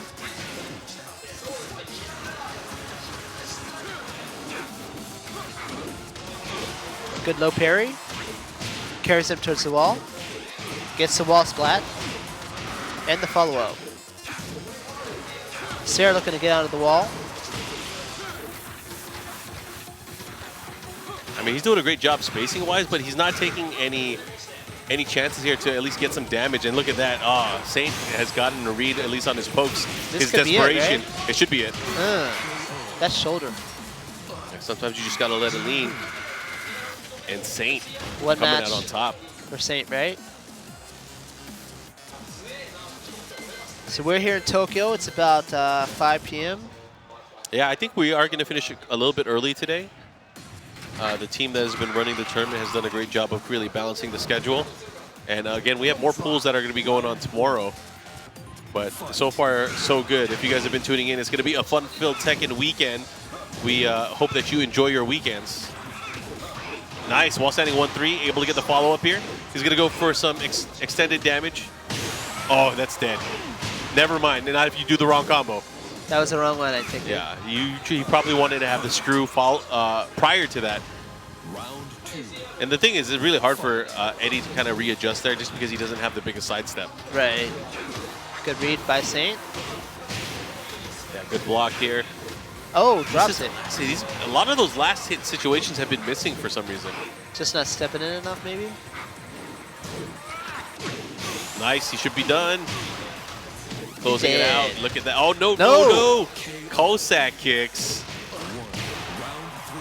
Tied up on rounds. 1 round apiece, but Saint still having the lead here. Gets the float out of the position. Misses the follow-up. And again, now, Sara having another chance here. He's going to do a decent amount of damage and getting that positioning at the wall here. Sara with the life lead at the moment, though.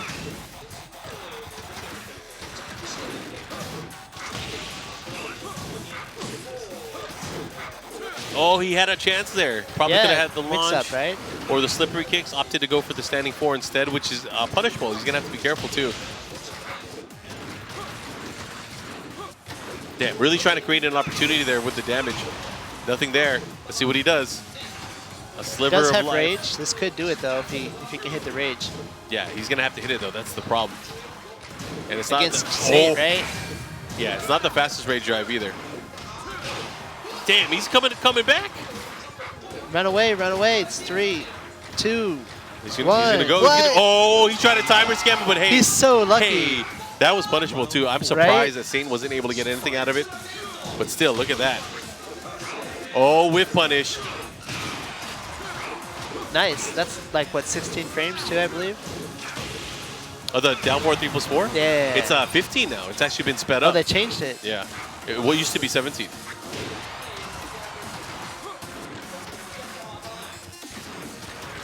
What's he doing? He's trying to create an opportunity for this damage. But here comes Saint. Oh, man. Don't tell me you threw it away. Don't tell me. Is that going to hit? That's going to hit. Never mind. Just kidding. That sucks. Damn. That was just one match, bro. Quit breathing like that. You're giving up too much.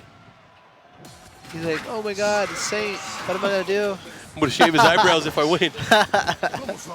Round 1. Saint-o. Saint-o.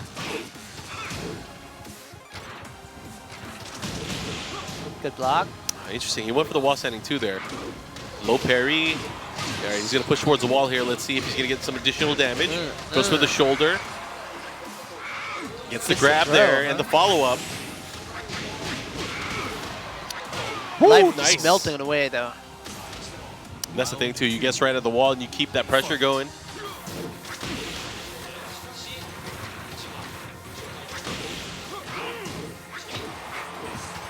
These guys are doing such a great job. What's up? These guys are just doing such a great job of just like controlling the space in the open stages. You know, neither one have taken big risks here. It's very, very rare that we've seen, you know, a launch. Oh, there's one. Jinxed it. Do it again. If you say it one more time, maybe it'll launch again. I like when the two guys are just like swinging at each other, you know? Damn. Saint's been playing a lot more offensively this round, though. That's the thing, too. It's like, uh-oh. Looking to close it out. Oh, my. Get stuffed. Man. Round 3. Fight. Slow motion always gives me like a heart attack. It's crazy. Sometimes like 2 in a row, right? Oh, man. Not quite to the wall. Don't get me started. Charge him up, baby. Saint looking to close it out here. He's really, really close. Sara not ready to give up yet, though. Damn, he had a hit there. He could have had it, yeah. Now into the red. Maybe he wanted to be in the red. Oh, man. Oh, man. Oh. Just a jab, huh? Never mind. That's it. Saint able to hold it down, and these guys shaking on it, unfortunately. All right, my dudes. I think I'm going to go get some medicine. I'll let G-Unit Yeah, tag man. in. I hope you feel better. I think we're going to tag in. Dude, as always, it was awesome. Thanks. Oh, yeah. Thanks, Mike. What time will you be here tomorrow? The start. So whatever time that is, I got to go look up on my computer. I believe it's the same time tomorrow. So I think the stream's starting around 11 a.m., at least Japan time. Chat, thank you guys. And I'll be in the background getting some medicine. Thank you, Lord Michael Murray. We're going to go ahead and get someone on stage with us here to fill in. My dude, Obama. What's going on, Mark? How you doing? I'm doing well, man. I'm How you doing well. feeling? Give me the what's the lowdown right now, man? We're going through losers right now. Seeing who's going to qualify for top 32 tomorrow. We already have the winner's side of our top 32, at least from the pools that we saw here in wave number 2. So Subumi, Hawkeye, AK, Junding, Atif Bot, Pickles, Gen, and Awais Honey, the Pakistan boys, the ones that were expected to make it out, all made it out on the winner's side. We're still going through the loser side. We saw Amigo take it over you. We just saw Saint beat Sara. And now we're going to go up against, I think it's Taekwondo Park against Ulsan, who is in the loser's bracket as well. Yeah, that was a bit of an upset earlier too, right? I saw that match earlier. Yeah. I mean, it's interesting because, you know, we saw them play each other at the One eSports event. Heyo's team did all right? You know, they were playing really well through the community side of the tournament. Sure. But they wasn't able to do enough. And, you know, Ulsan in that event himself was undefeated. Activated, yeah, just like, especially at the end, right? He was undefeated. So right now, if he has any of that left, he's going to have to start activating it now because his young man skills are definitely going to be put to the test here. Especially for him, I mean, most people would expect, you know, Ulsan especially to go out before top 32 would be a pretty big upset, I think. Well, speaking of big upset, Jimmy J. Tran did not make it out of pools. He's got roasted NorCal. That's how it is sometimes, He was talking about he wanted to put NorCal back on the map, but which map was he talking about? man. Who eliminated him? He His lost to pool was- Jotaro. yeah. He lost to Jotaro. His pool was stacked. So as soon as Hazare medaled the Gigas player, Yeah. he came over to me. He was like, came in I on beat- winners, right? Yeah. He came. No, I think he lost his qualification match. if I'm not Oh. mistaken. So he came over Yeah, to he me. beat Jotaro He earlier. was like, I beat Jotaro. I beat him. I was like, yo, you in there then? You got to fight Jimmy though, right? Did they run into each other? I don't know if they did. I didn't look at the bracket. I just know that Jotaro ended up eliminating The him. losers eliminated So Jimmy. Yeah. whoever sent Jimmy to the losers bracket, it might have been Hazure Metal. Who knows? But I have to do some research on the brackets. You know, I was too busy looking at the chat. I caught the bug. You're a that Michael busy got, man, right? bro. You're a busy No, man. I Don't wouldn't worry say about it. busy. Yeah. You know, I slept in this morning. I know you and Giuno were talking about it earlier, but hey, man, it was a rough night. It was a rough night, let me tell you. I trust you. Taekwondo Park going up against Fade Ulsan here. Yeah. Tell me about this, man. Kazumi versus Josie. How do you feel about Josie in Season 3? I think Season 3 Josie is way better. She is way more of a complete character. She has a lot more tools. But for the most part, she's the same. The only thing that really changed is she has the improved wall carry for more consistent wall combos. Yeah, for sure. With the new ender, right? Correct. Really good damage, really good spread, too. Able to just nib the wall in some stages. A lot of combo conversions. Yeah, and the thing is with Josie, a lot of the changes that she has now moving forward is little changes that are going to make people try to lab her more and learn how to fight against her. I mean, a lot of the things that really buffed her is like her Muay Thai Stance 4 now has that wall bounce, and it has more of a, I guess, more of an active crush window. And the thing is with that is like you could sidestep all the options from there. You could fuzzy duck a lot of the stuff to beat all the options, and that's going to force people to really start utilizing that in their game. Yeah, for sure. And I think a lot of people that have been playing know that too. But See, you have, like you right have to there. be aware the timing is the big thing. Correct. And the thing is, like, she has some safer options out of it. She can like always go into the wall standing 4, right? Cancel into the duck animation. You saw that new ender just there. And now Ulsan trying to back it up. Gets clipped on the step in low. Off the drive. Yeah, Ulsan earlier when he played, he used Bob going into it. You know, he's been feeling Bob at least for the past few weeks. But then ultimately now going back to Kazumi, which he probably thinks is a bit more comfortable, at least in this matchup. I mean, Kazumi really hasn't changed too much other than from a lot of her tools at the wall. Like, the only way she can get like a real consistent wall stun now is if she takes a risk. She has to take a risk to be able to wall stun now. She doesn't have the safe options back to no longer wall splats. 1+2 no longer wall splat on the ground. So he's gonna have his work cut out for him. Yeah, some slight changes to the post wall hit situations too, right? Like she has a little bit more frame advantage, I think, after the 1+2, but like you said, some And damage she touches has- here and there. Yeah, she has the ability to go into fly stance as well, which, I mean, it changes the overall, I guess, meta in the way that you're going to be playing her. I feel like Kazumi in the open is still a very strong character. She has a lot of great range punishes. She still has Magic 4. She still has back 2 to able to control the space. Which is one reason why, especially a player like Ulsan can still stick with her and still be fine. Oh, yeah. That's kind of where his strengths really shine. Back Nice to the wall block. right now. Good block. He didn't commit to it, though. That's how it is sometimes, man. You get deer in headlights. Yeah. You did the hard part, but then you choke it up when it's time to pull the trigger. Some of these guys, they're not killers, man. You got to get that killer instinct.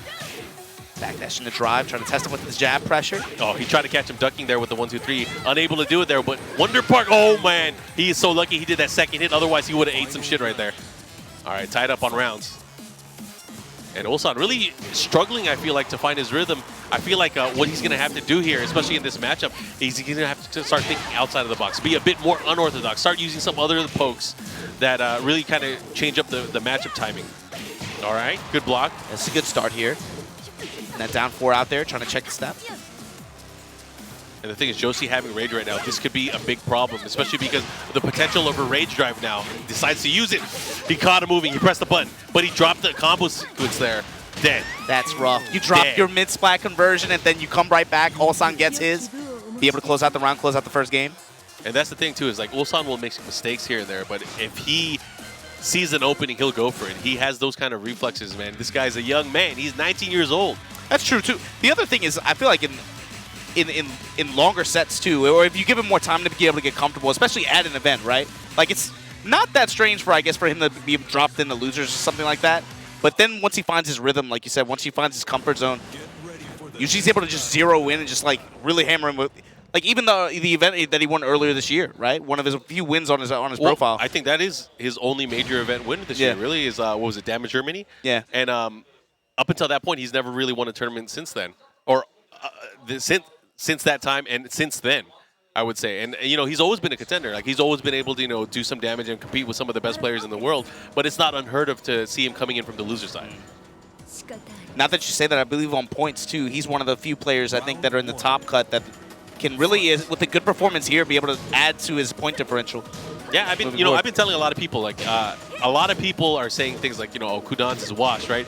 There's no way he's going to be able to qualify. He's like 40th place on the leaderboard. All you got to do is win one master event. And the thing is, players like Ulsan, players like Kudan, you can't count them out. They can win a master event. They definitely can. They've done it before. I wouldn't be surprised if they do it again. Well, I would really question how much those people saying that stuff are paying attention, because Kudan's been in America for, what, a couple weeks now, yeah, he's making the rounds. There's no dojo. I mean, dojo events are few and far between in the Asia region, It right? really took him a couple months to catch on to the system, I think, right? You're Yeah. starting to see a lot more pop up now. Oh, yeah, but it's all at the tail end, Yeah, right? yeah. It's all at the tail end. The thing When is, people like, need it. you can only do them per organizer once a month. And we're pretty much done with that. I mean, the season's going to be done November the 15th or 16th weekend, and that's going to be all she wrote. Look at that carry all the way to the wall. That's everybody. That's season 3 right there, man. Tiger render at the wall. Oh, that's the thing too. Is like, I feel like everybody kind of got that buff. They got the the Travel Channel buff, right? Able to travel long distances. But the Taekwondo Park just getting smothered at the wall.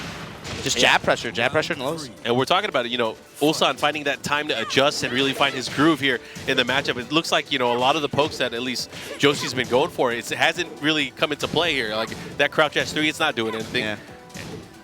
It's all about how you're able to do this. And Especially- Ulsan, he's working it right now. I mean, he's doing the poke, then he'll sidestep. Poke, Exactly, then sidestep. especially with this cover, this kind of play. This is where Ulsan really excels, at that range too.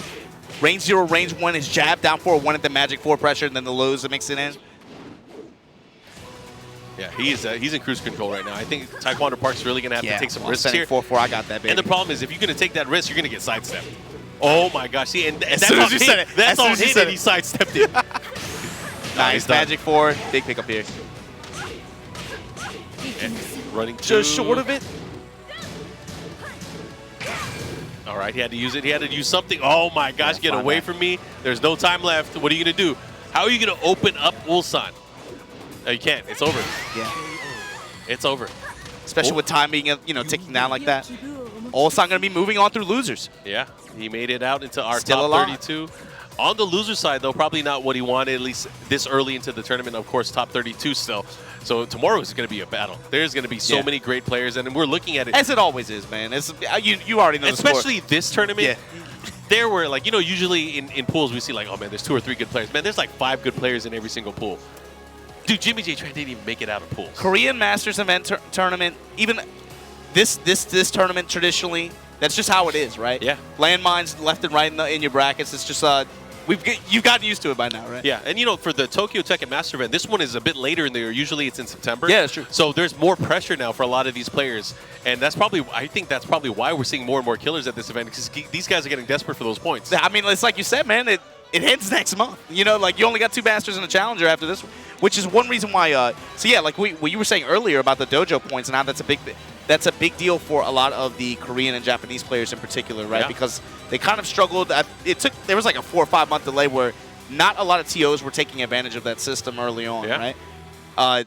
Kudan's is overseas right now. I think he swept up. I think he's got like 4 He won dojo East events. Coast Throwdown, which was a 96 plus. An Arizona tournament before that. Correct. And then there's this big one that's coming up on Sunday, the Hells tournament. That should be over 100 people as well. So if all goes to plan, he's going to get 400 points, at least in dojo points, because he won that big one in Peru as well the day after, what was it?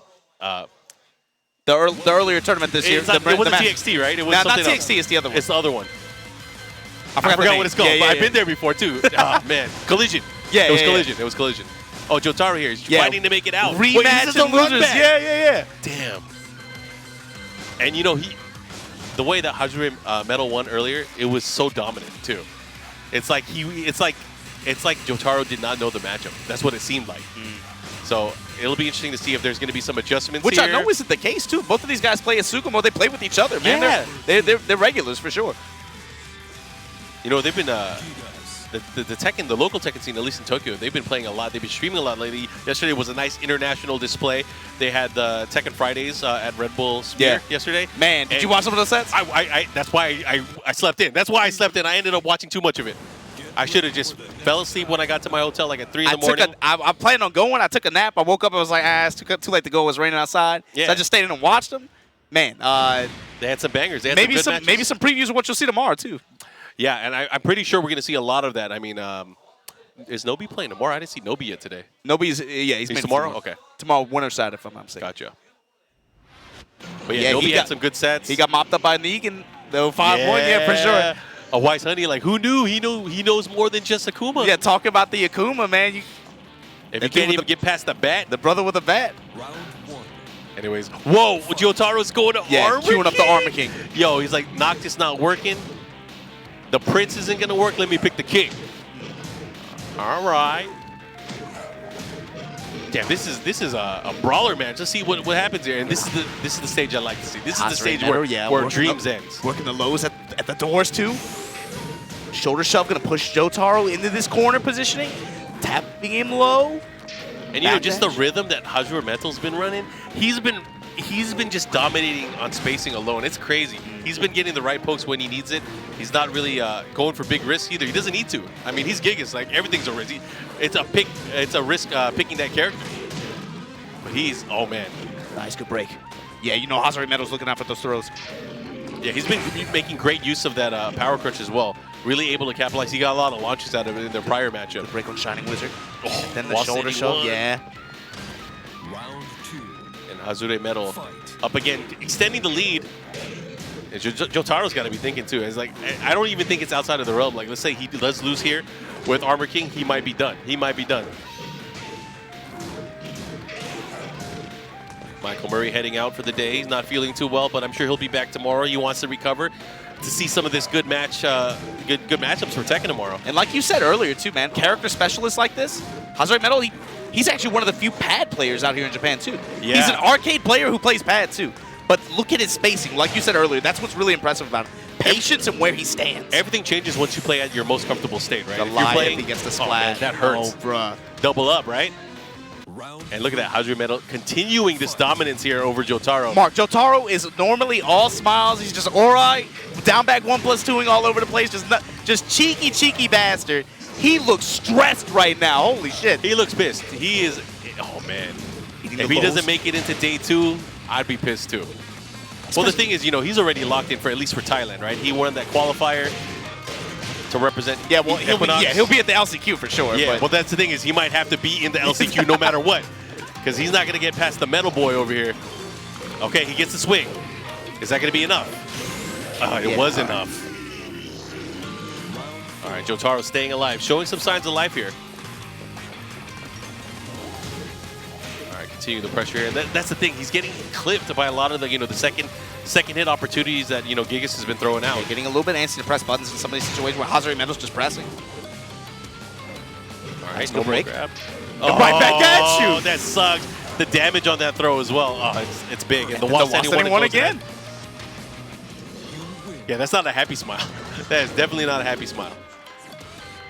What you gonna do? That's the awkward. Yeah, like he's going back to Noctis. He's going back to Noctis. Hide the stress. How did this matchup go earlier? I wondered. It was very one-sided. To even scare him off of Noctis like that. Normally he's if it's not Noctis, it'll be Law or Armor King. But he rarely goes to those characters. It was my first time seeing him pick another character, at least in these types of matchups. So very interesting to see. Let's see if going back to Noctis is going to help at all. I feel like it's not his offense that's faltering. It's the rhythm that Hajime Metal's been playing at. He's been able to beat him out at the poke, beat him out at the movement, at the sidestep, keep the pressure at the wall. Everything's been falling in place for him. And sometimes that's how it is. You just got to read on the other person's timing more than anything else. Yeah. It's more of a clash of styles here. Which is funny because we're normally used to seeing Jotaro do that to other people. Yeah, well, that's the thing. Is like Jotaro's big thing is like, do these guys know how to fight Noctis, right?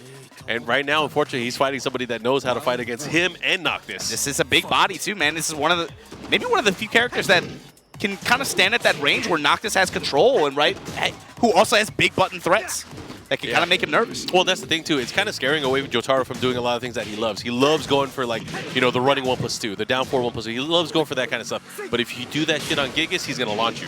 He's gonna launch you. He'll throw that take power you crush downstairs out. right now. Oh, this stage is really gonna help him out too. Oh, now see the thing is, who cares if he doesn't get the mix-up afterwards? He's pushing them across all the way the to stage. the wall. Yeah. For free, just for getting that attack off. Let's see what he does here. This is a touchy. bad situation for Jotaro.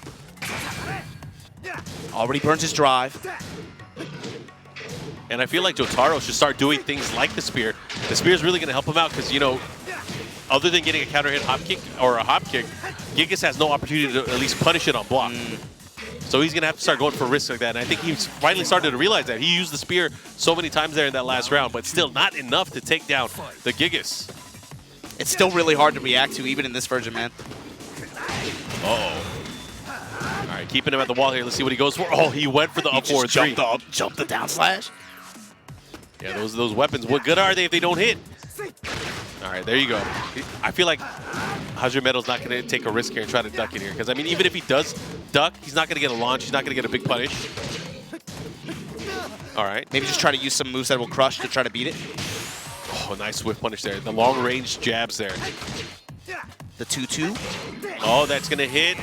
Into the throw. Now, what's Okazeme? Comes gonna- through with the 1+2. Push to the wall. Did he get? Oh, I thought he had it. He had the right read. He was going for an aerial attack there, trying to crush it there. But the frame advantage really helped him out there with that down four, or the down three. Block on the emo man. Light punish, but Sweet Metal still in there. Eats the spear at the wall. Oh, all yeah. the way downstairs. Oh, and he flipped. Oh my God, this is going to suck. And the unscaled last hit does so much damage. That was a 45% combo. Yeah, but counter hit dagger right back at you. Going to get the wall here. All right, Emo Man, what are you going to do? He stays from crouch out forward two into the trade. God. And Jotaro finally showing some signs of life here. He's getting more confidence in his offensive flow. Great step and punish. Low parry, good read from Jotaro here. And he's going to get the wall here. Yeah, 4-4, max 1+2. Oh, side Walsa kind of screwed him. Kind of screwed the pooch there. Oh, second hit. Again, all these hits finding their mark. Yeah, just the mix right there. Oh, he wasn't ready. Second hit. Peels But him off. Sideways situation. What's the mix-up? Oh, the what a flow. flow! He's going to get the rage art? No, what's he doing? Oh, my God. my. The balls to be able to block that still after blocking the low and the slight hesitation.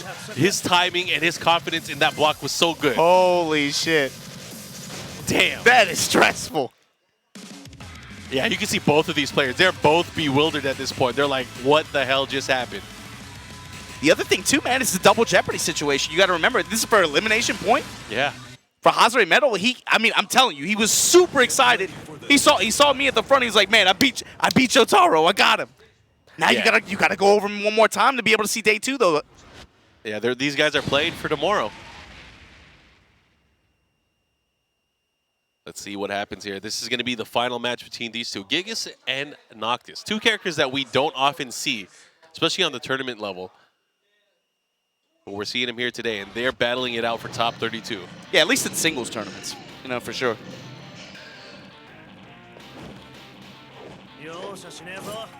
On Howard Estate, too. Keeping it close quarters. Breaking side switch right off the bat. Jotaro working these lows. They said this character has shitty lows. They say he got no lows. That's the thing, is he has a lack of maybe good lows or decent lows, but against Gigas, I feel like all his lows are much better. And he's finally, again, starting to utilize them. Good to delay your wake up, Hajime Metal. Get past the spear. I mean, if you could get past the Royal Arms, you could get past anything. Right now, Jotaro just slowly pushing him to the wall. Nice punish there. Working the life lead here. One sliver of life left here. Hajime Metal, if he can get a launch, though, that could change things. Uses the drive. This is a start. Oh, he went what for a the big spear again. And he's low jabbing at the right times. Ooh, and he got sliced up. And that's how Jotaro did so well at Fighting Tuesday Dojo this past week. With punish with 2-2. His backwards movement and side movement, and then just always has a 2-2 queued up for a whip punish. Oh, he's been saving that too. He was able to do the Sabaki there, that shield bash. Able to beat out the options there from the Predator stance. All right, let's see what he does here. Look, oh, he missed the follow-up. He did not capitalize and get a big launch afterwards. He could have done the wall standing 2 series there. Oh, the emo man. Not emo enough, though. That's it. Yeah. Look at that. They're going back and forth, man. Hazure Metal, Jotaro, one of these two players will be eliminated, and the other will be able to move on in top 32 play. Nice block on the dagger, just stagger with the low. And that's the thing. These guys fighting for tomorrow. Oh, he caught him moving. That's going to do a lot of damage. And the grab. He might be dead. Oh, my Holy goodness. shit. Gigas point here. Jotaro fighting for tomorrow. Ashita no Jotaro. What's he going to do? Gets the follow-up. Break. Oh, man. Azure Metal playing with such comfort here. That trade. Going for the power crush now. Again, he's doing what you said. He was using that 2-2. But that 2-2's not going to do anything against the matchup. He's pushing towards the wall. This is where he wants him. Big counter hit. Jotaro in trouble here. Spear. Rage, yeah, burns the I feel draw. like it's going to come in sooner or later. Oh, the duck. Oh, and he got him again. He doubled up on him. He's about to talk to you again later and be like, hey, I beat him twice. Metal. Beats one of the pro license holders. And that's the thing is, like, you know, Jotaro is one of the pro license holders here in Japan. There's so many other players fighting for that top 8 spot for an opportunity to be able to help be part of the esports scene in for Tekken 7 here in Japan. So that is something that's going to happen for this tournament as Yes, well, right? Top 8 are going to get awarded? Top 8 Japanese residents. Yeah, well, Hazure Metal, you're one step closer, man. Ooh, Nice he's guy. feeling it. He's breathing. Nice guy for sure. Beats, drops Jotaro in losers, then just says, hey, I'll drop myself in losers and finish him off for everybody else. Yeah, no more. I'll finish my work. No more knockers. Leave no it more to knockers. me. Knock that shit off. So top 32, Hazure Metal confirmed. Tsubumi and Hazure Metal, I want to say Pool B1. Tsubumi for sure Yeah. was one of the picks. Hazure Metal, I think, is one of those landmine picks.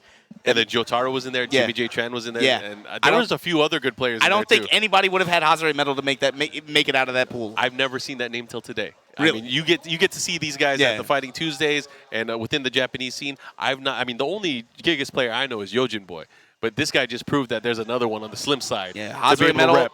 Shake's out here as well. The Gigas boys are all in B-side pools too. All Oh, like they put the whole squad in the B side. there's like 3 or 4 in B-side and then 1 in A, if I remember correctly. Yeah, you know, Tasty Steve is back at home saying that I wish all the Gigas players would die. He wasn't happy when we lost them at Master Cup. Anyways, He's still salty about that. he's been salty about it. He's probably going to text me at any moment now and be like, I hate that guy. He's going to say that. Anyways, we have Mikio versus Kujan Shi. Kujan Shi, the top Asuka player, at least from the arcade Yeah, ranking. OG. Yeah, like too. an An old old head. from the Tekken 5 days. Used to play and be at the top of his game in Tekken 5, but now trying to make some magic work here. He is in our losers finals for Pool B8, and that matchup I believe is going to be coming up next. B8, so that means he lost to a Wise Honey if I'm not mistaken. Yes, he did and earlier. it was brutal. Every matchup that Wise Honey has played on stream, and even Atif Butt, both of those guys have been just demolishing people. Like, he made Take look free. And he made, who's the late Paul player? Furumizu. See, so bad that I forgot his name. That's how bad he beat him. Man. It was that's rough. It was rough to watch. But those guys, aside from, you know, we know about the legend of Arslan Nash. Everyone knows that, right? But the other Pakistani monsters are coming out to play, and man, they're pissed that they had to stay overnight for a customs interview, immigration interview. They're pissed about it. They're taking names. But you know, we were talking about this earlier. The thing is, man, they've proven that doesn't matter. They can go through that. That's an adversity that people from some of those communities are going to have to deal with. It's an interesting infrastructure that they have going on. I mean, or I guess the way their community is structured, they don't play online. They don't have the luxury of playing online. Yeah. They're forced to play each other and rival each other in person. And that's what they know. That's what they've known for years and years. And they didn't care about what they saw online. I mean, the internet's not even good enough to be able to enjoy all that stuff for them. They just play their game. And they're one of the few regions that, you know, in Season 2, when a lot of people weren't using Geese yet, when a lot of people weren't using Kazumi or said that Kazumi was dead, and no one was using Akuma, they're probably, aside from maybe France, where Super Akuma's at, they're probably the only ones that really rocked Akuma hard. Pushing and that we're not character, talking about developing. like one good Akuma player. They got like 4 good Akuma players. The Farzine, man, the 16-year-old. Yeah, the kid. Yeah. And he hasn't even, like, he's not even out there yet. I'm sure once things start to grow in Pakistan, we're going to see more of these killers all over the place. That set was something else. That was. Yeah. There's the Takara Cup coming up, too. They're going to have their big dojo event. And the thing is, it's a chance for other players. We already had Kuro went out there and Chikurin to experience their gameplay over there, and they got their asses handed to them. Now it's a chance for Super Akuma, I believe, is going out there. Fergus is going out there. Some of the other EU boys are going out there. They're having a chance to get their ass handed to them too. Kind of broke the door down. Now a lot more people are, hey, it is real. I'm gonna go out there, get a piece of that experience myself. I'm excited for that. I can't wait to see how that's going to play out. Of course, it's going to be an interesting 1 month left here for the TWT. It's cool, man, because especially out here, man, they talk about that area now.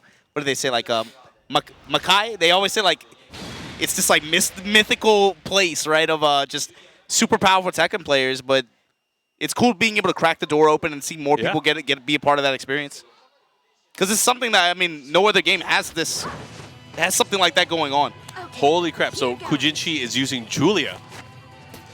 Is that right? Steve? Round 1. Fight. Maybe. Or is Kujan Shi Steve? Mikio Julia?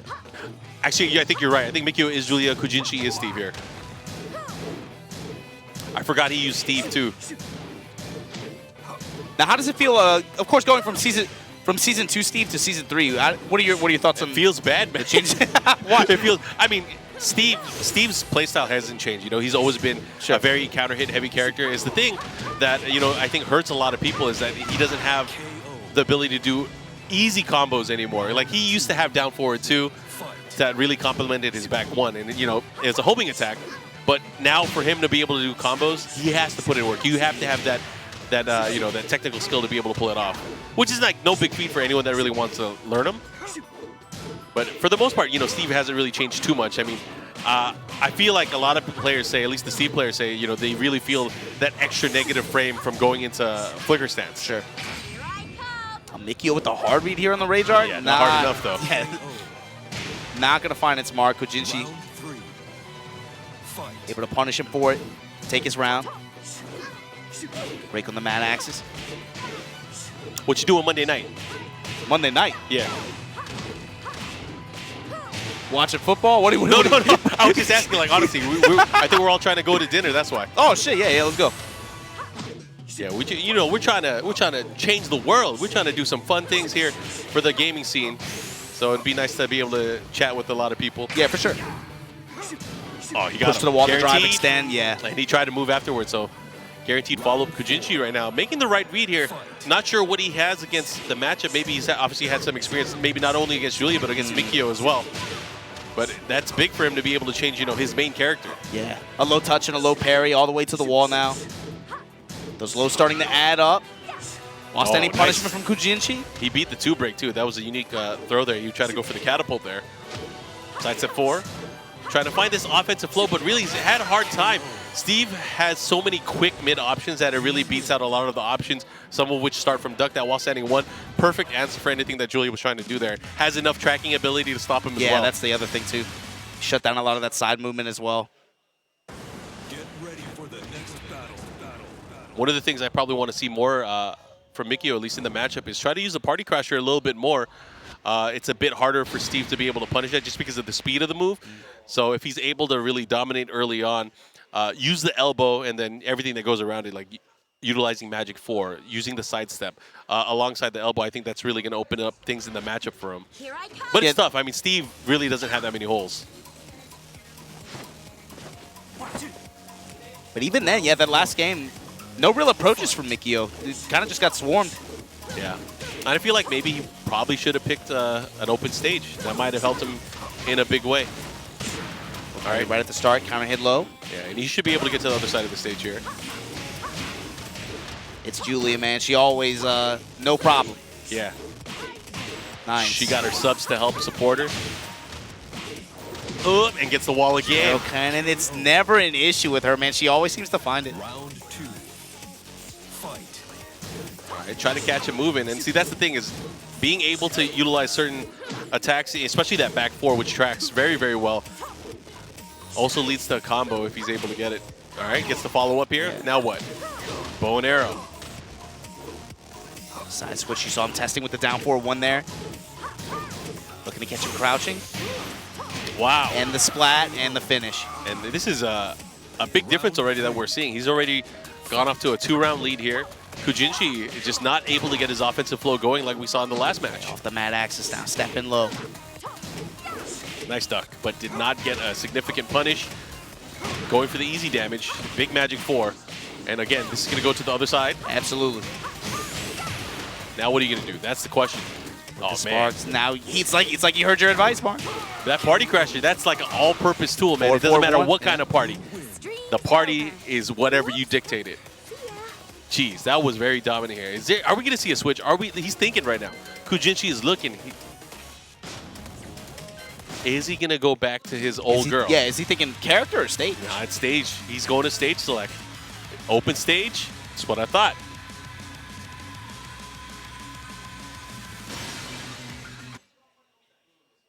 All right. Yeah, also in this pool was Dojin. So so Dojin didn't make it out yeah, either. yeah, Dojin. It was Dojin, Kujan Shi, and Wise Honey. Those are those are the picks that I had when I looked at the pools. But if Dojin isn't even this far yet, he had to have been eliminated by Kujan Shi. Either that or he's playing. Mikio. He's in. He's in that pool. Then so that means he's not playing tomorrow. Because there's 4 pools tomorrow, is it? Not sure. Or is it more? I don't know. We'll find out. I got to look at the bracket. I was going to look at the bracket, then Michael Murray said something about the chat, and then I started looking at the chat. I got distracted. Let's go open field. Outstanding 1-2 right off the bat. Yeah, try to go for the 10 count throw. Unable to get it. Nice duck there. Caught him as he was able to put the stop on the offense. Looking a lot more like game 1 right now. Kujan Shi. Ooh. Nice. Gets the follow-up here. And at this point, yeah, it's all Mikio to approach. And that's the thing, too. I think if I'm Kujan Shi here, I want to be able to, get a few hits in and then just make him come to you. Like, what is Julia going to do to break you down? For her to really get some damage in, you're going to have to be really shitty at breaking throws, or you're going to have to be able to eat lows all day. And not going to happen here. Slow parry. Clean 30%. Charge on through. Nice bone arrow here. Put him in rage now. This is going to be where Steve is really, really scary. Oh, what are you going to do? Gets it. Yeah, he didn't even need to do that. Yeah, he didn't even do that. He could have just done the rage drive, and that would have been it. Kujan Shi now set point, trying to seal his ticket to tomorrow, man. 32-man bracket. Oh, he got those? Nice. Oh, he got those. All right. Okay, he missed. How you do the He hard got work? the hard part. He got the hard part and then dropped that part. I don't even want to talk about this match no more. Nice. And yeah, we launched that. Damn, it just went downhill for Mikio there. I feel like he just got mind screwed right there. Yeah, just outside of rage, too. Kujan Shi at this point. Yep. Oh, Got those. That yeah, is all Lotus she sealed wrote. it. Kujan Shi thought about it for a while. He's like, why am I losing? Why am I losing here? I shouldn't be losing this matchup. And slowly but surely, he found his old self. Went back to character select, and it was, yeah, it's just like game 1 and game 3 were almost the exact same. Coming up next, though, man.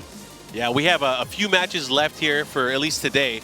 And there's some good ones, man. These are some bangers. We got Yamasa Take, who got destroyed earlier in pool play. By Butt, right? Yeah, Atif Bot was able to take him down. He's going to be going up against K.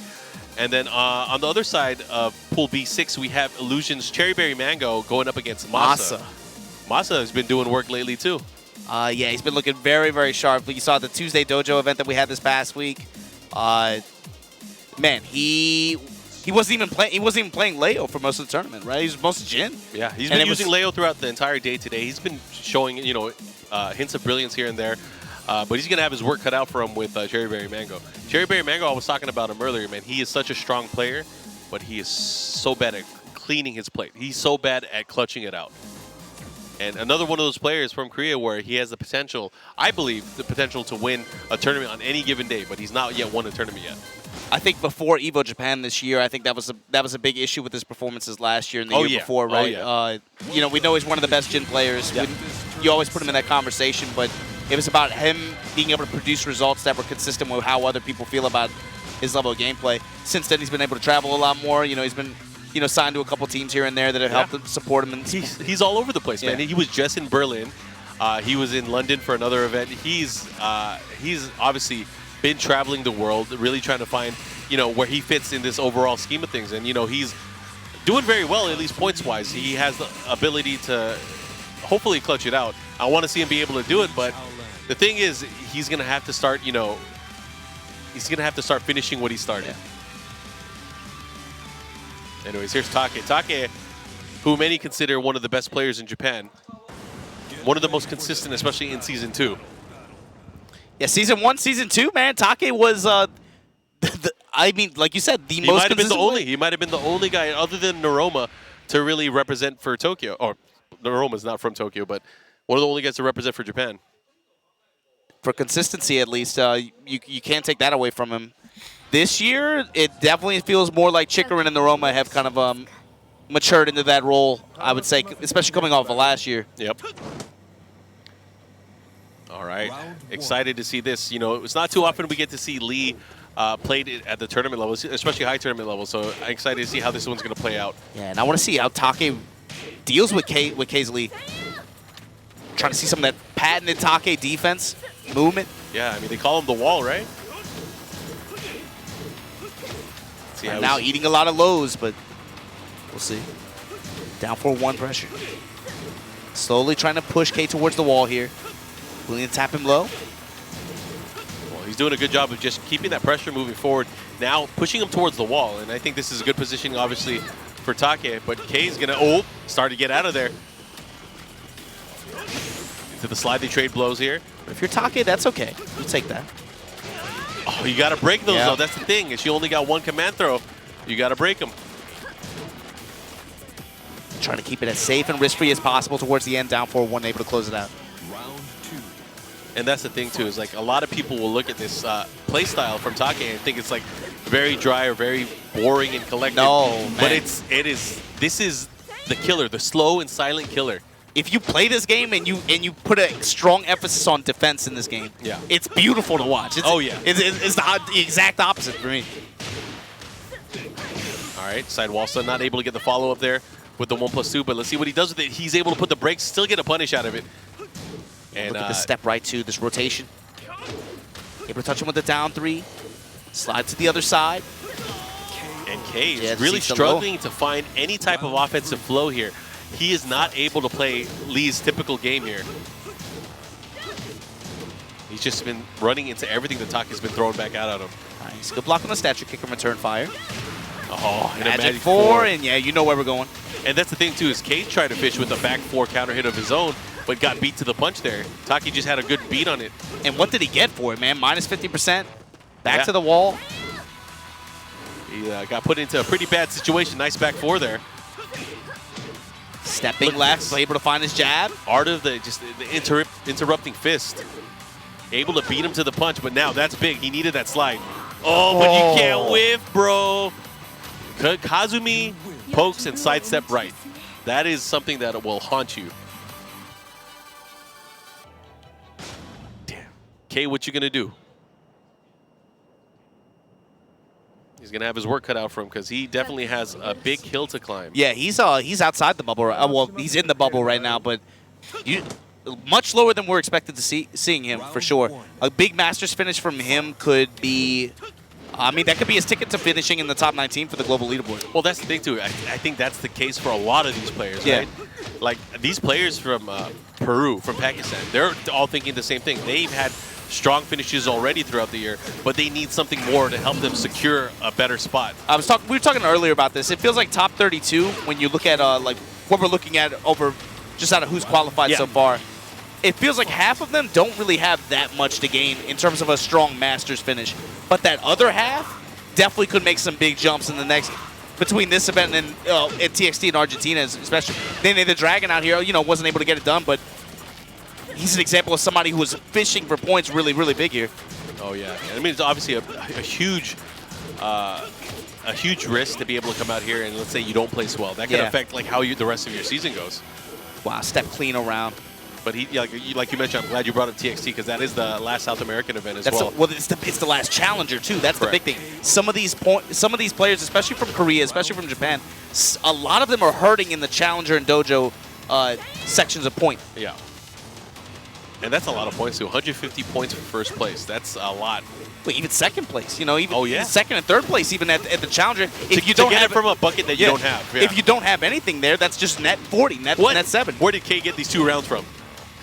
I started talking about Peru. I got really hungry. And then he Lomo saltado. Jeez, what happened? He is now pulling off the lead. He might be hungry too. Sliding, low parrying, complete read on Taka. Hey, bro, where was K earlier? Where was he earlier? What happened? He had to give him that game real quick. Did someone whisper something nasty into Taka's ear? Damn. How did he turn these things around? Now you got to make me watch a match. I was reading my phone, catching up on emails. On an infinite stage now, too. El Infinito? Oh.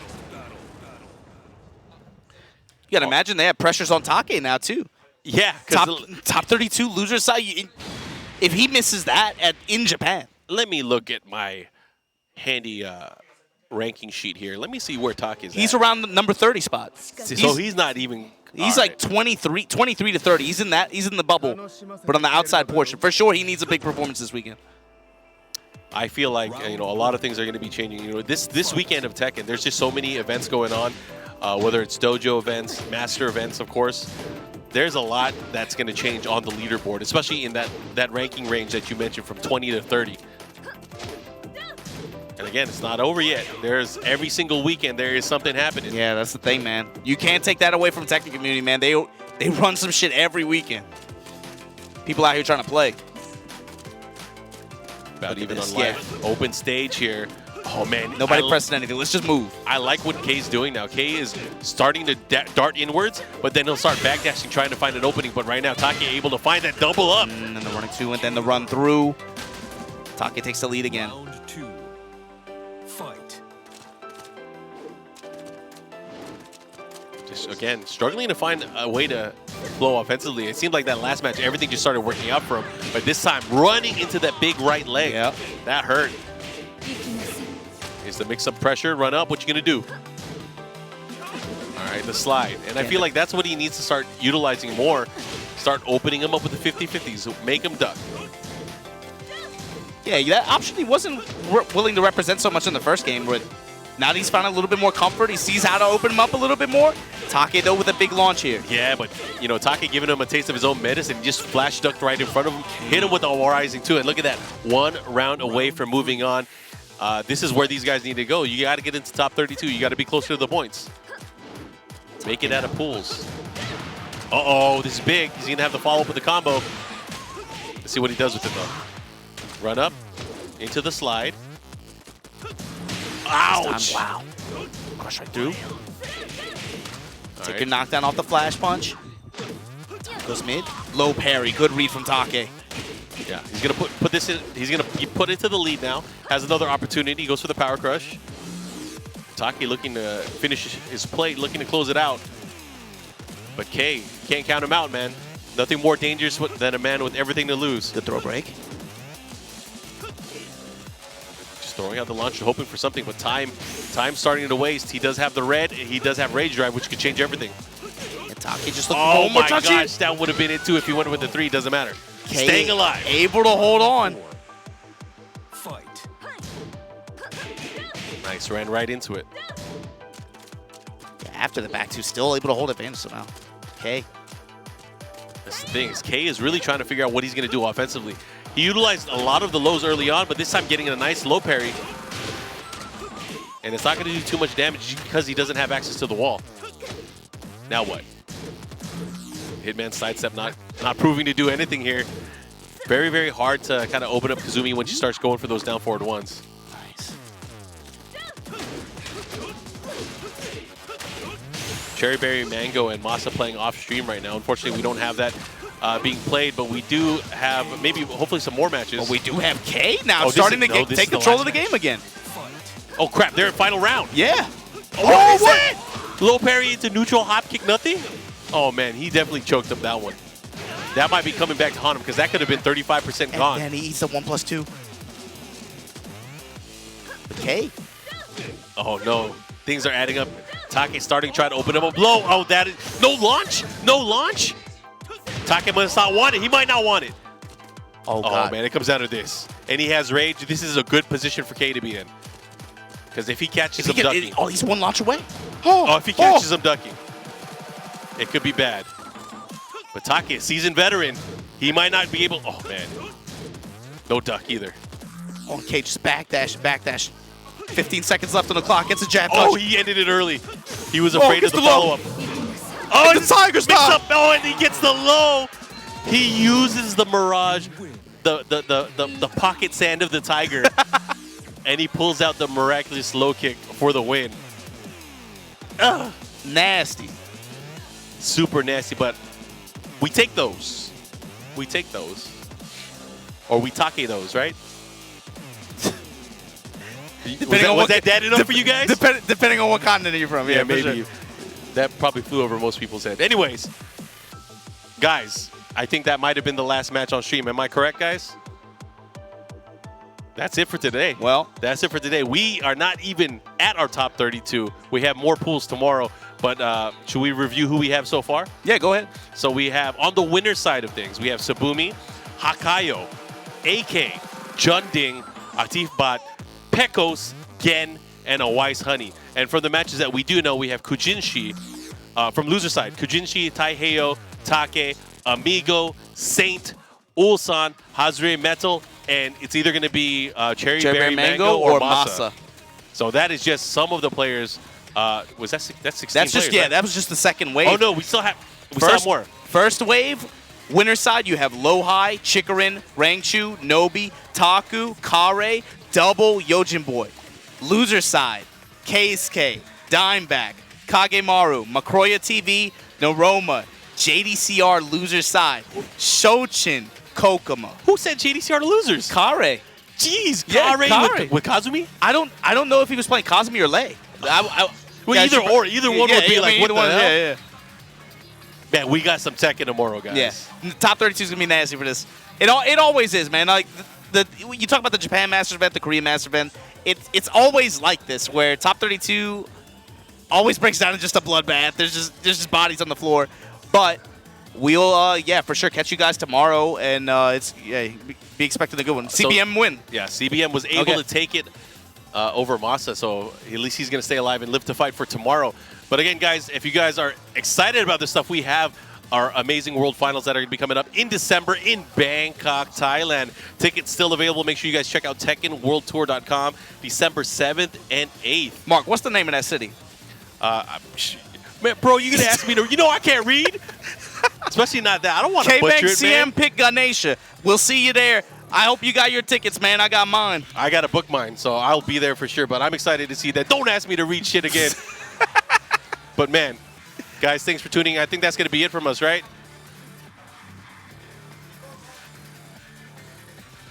Yeah, so top 32. We'll see you guys same place, same time tomorrow at 11 a.m. JST. Get ready, man. It's gonna be nuts tomorrow. It's gonna be some good shit. We'll see you guys tomorrow. Peace out.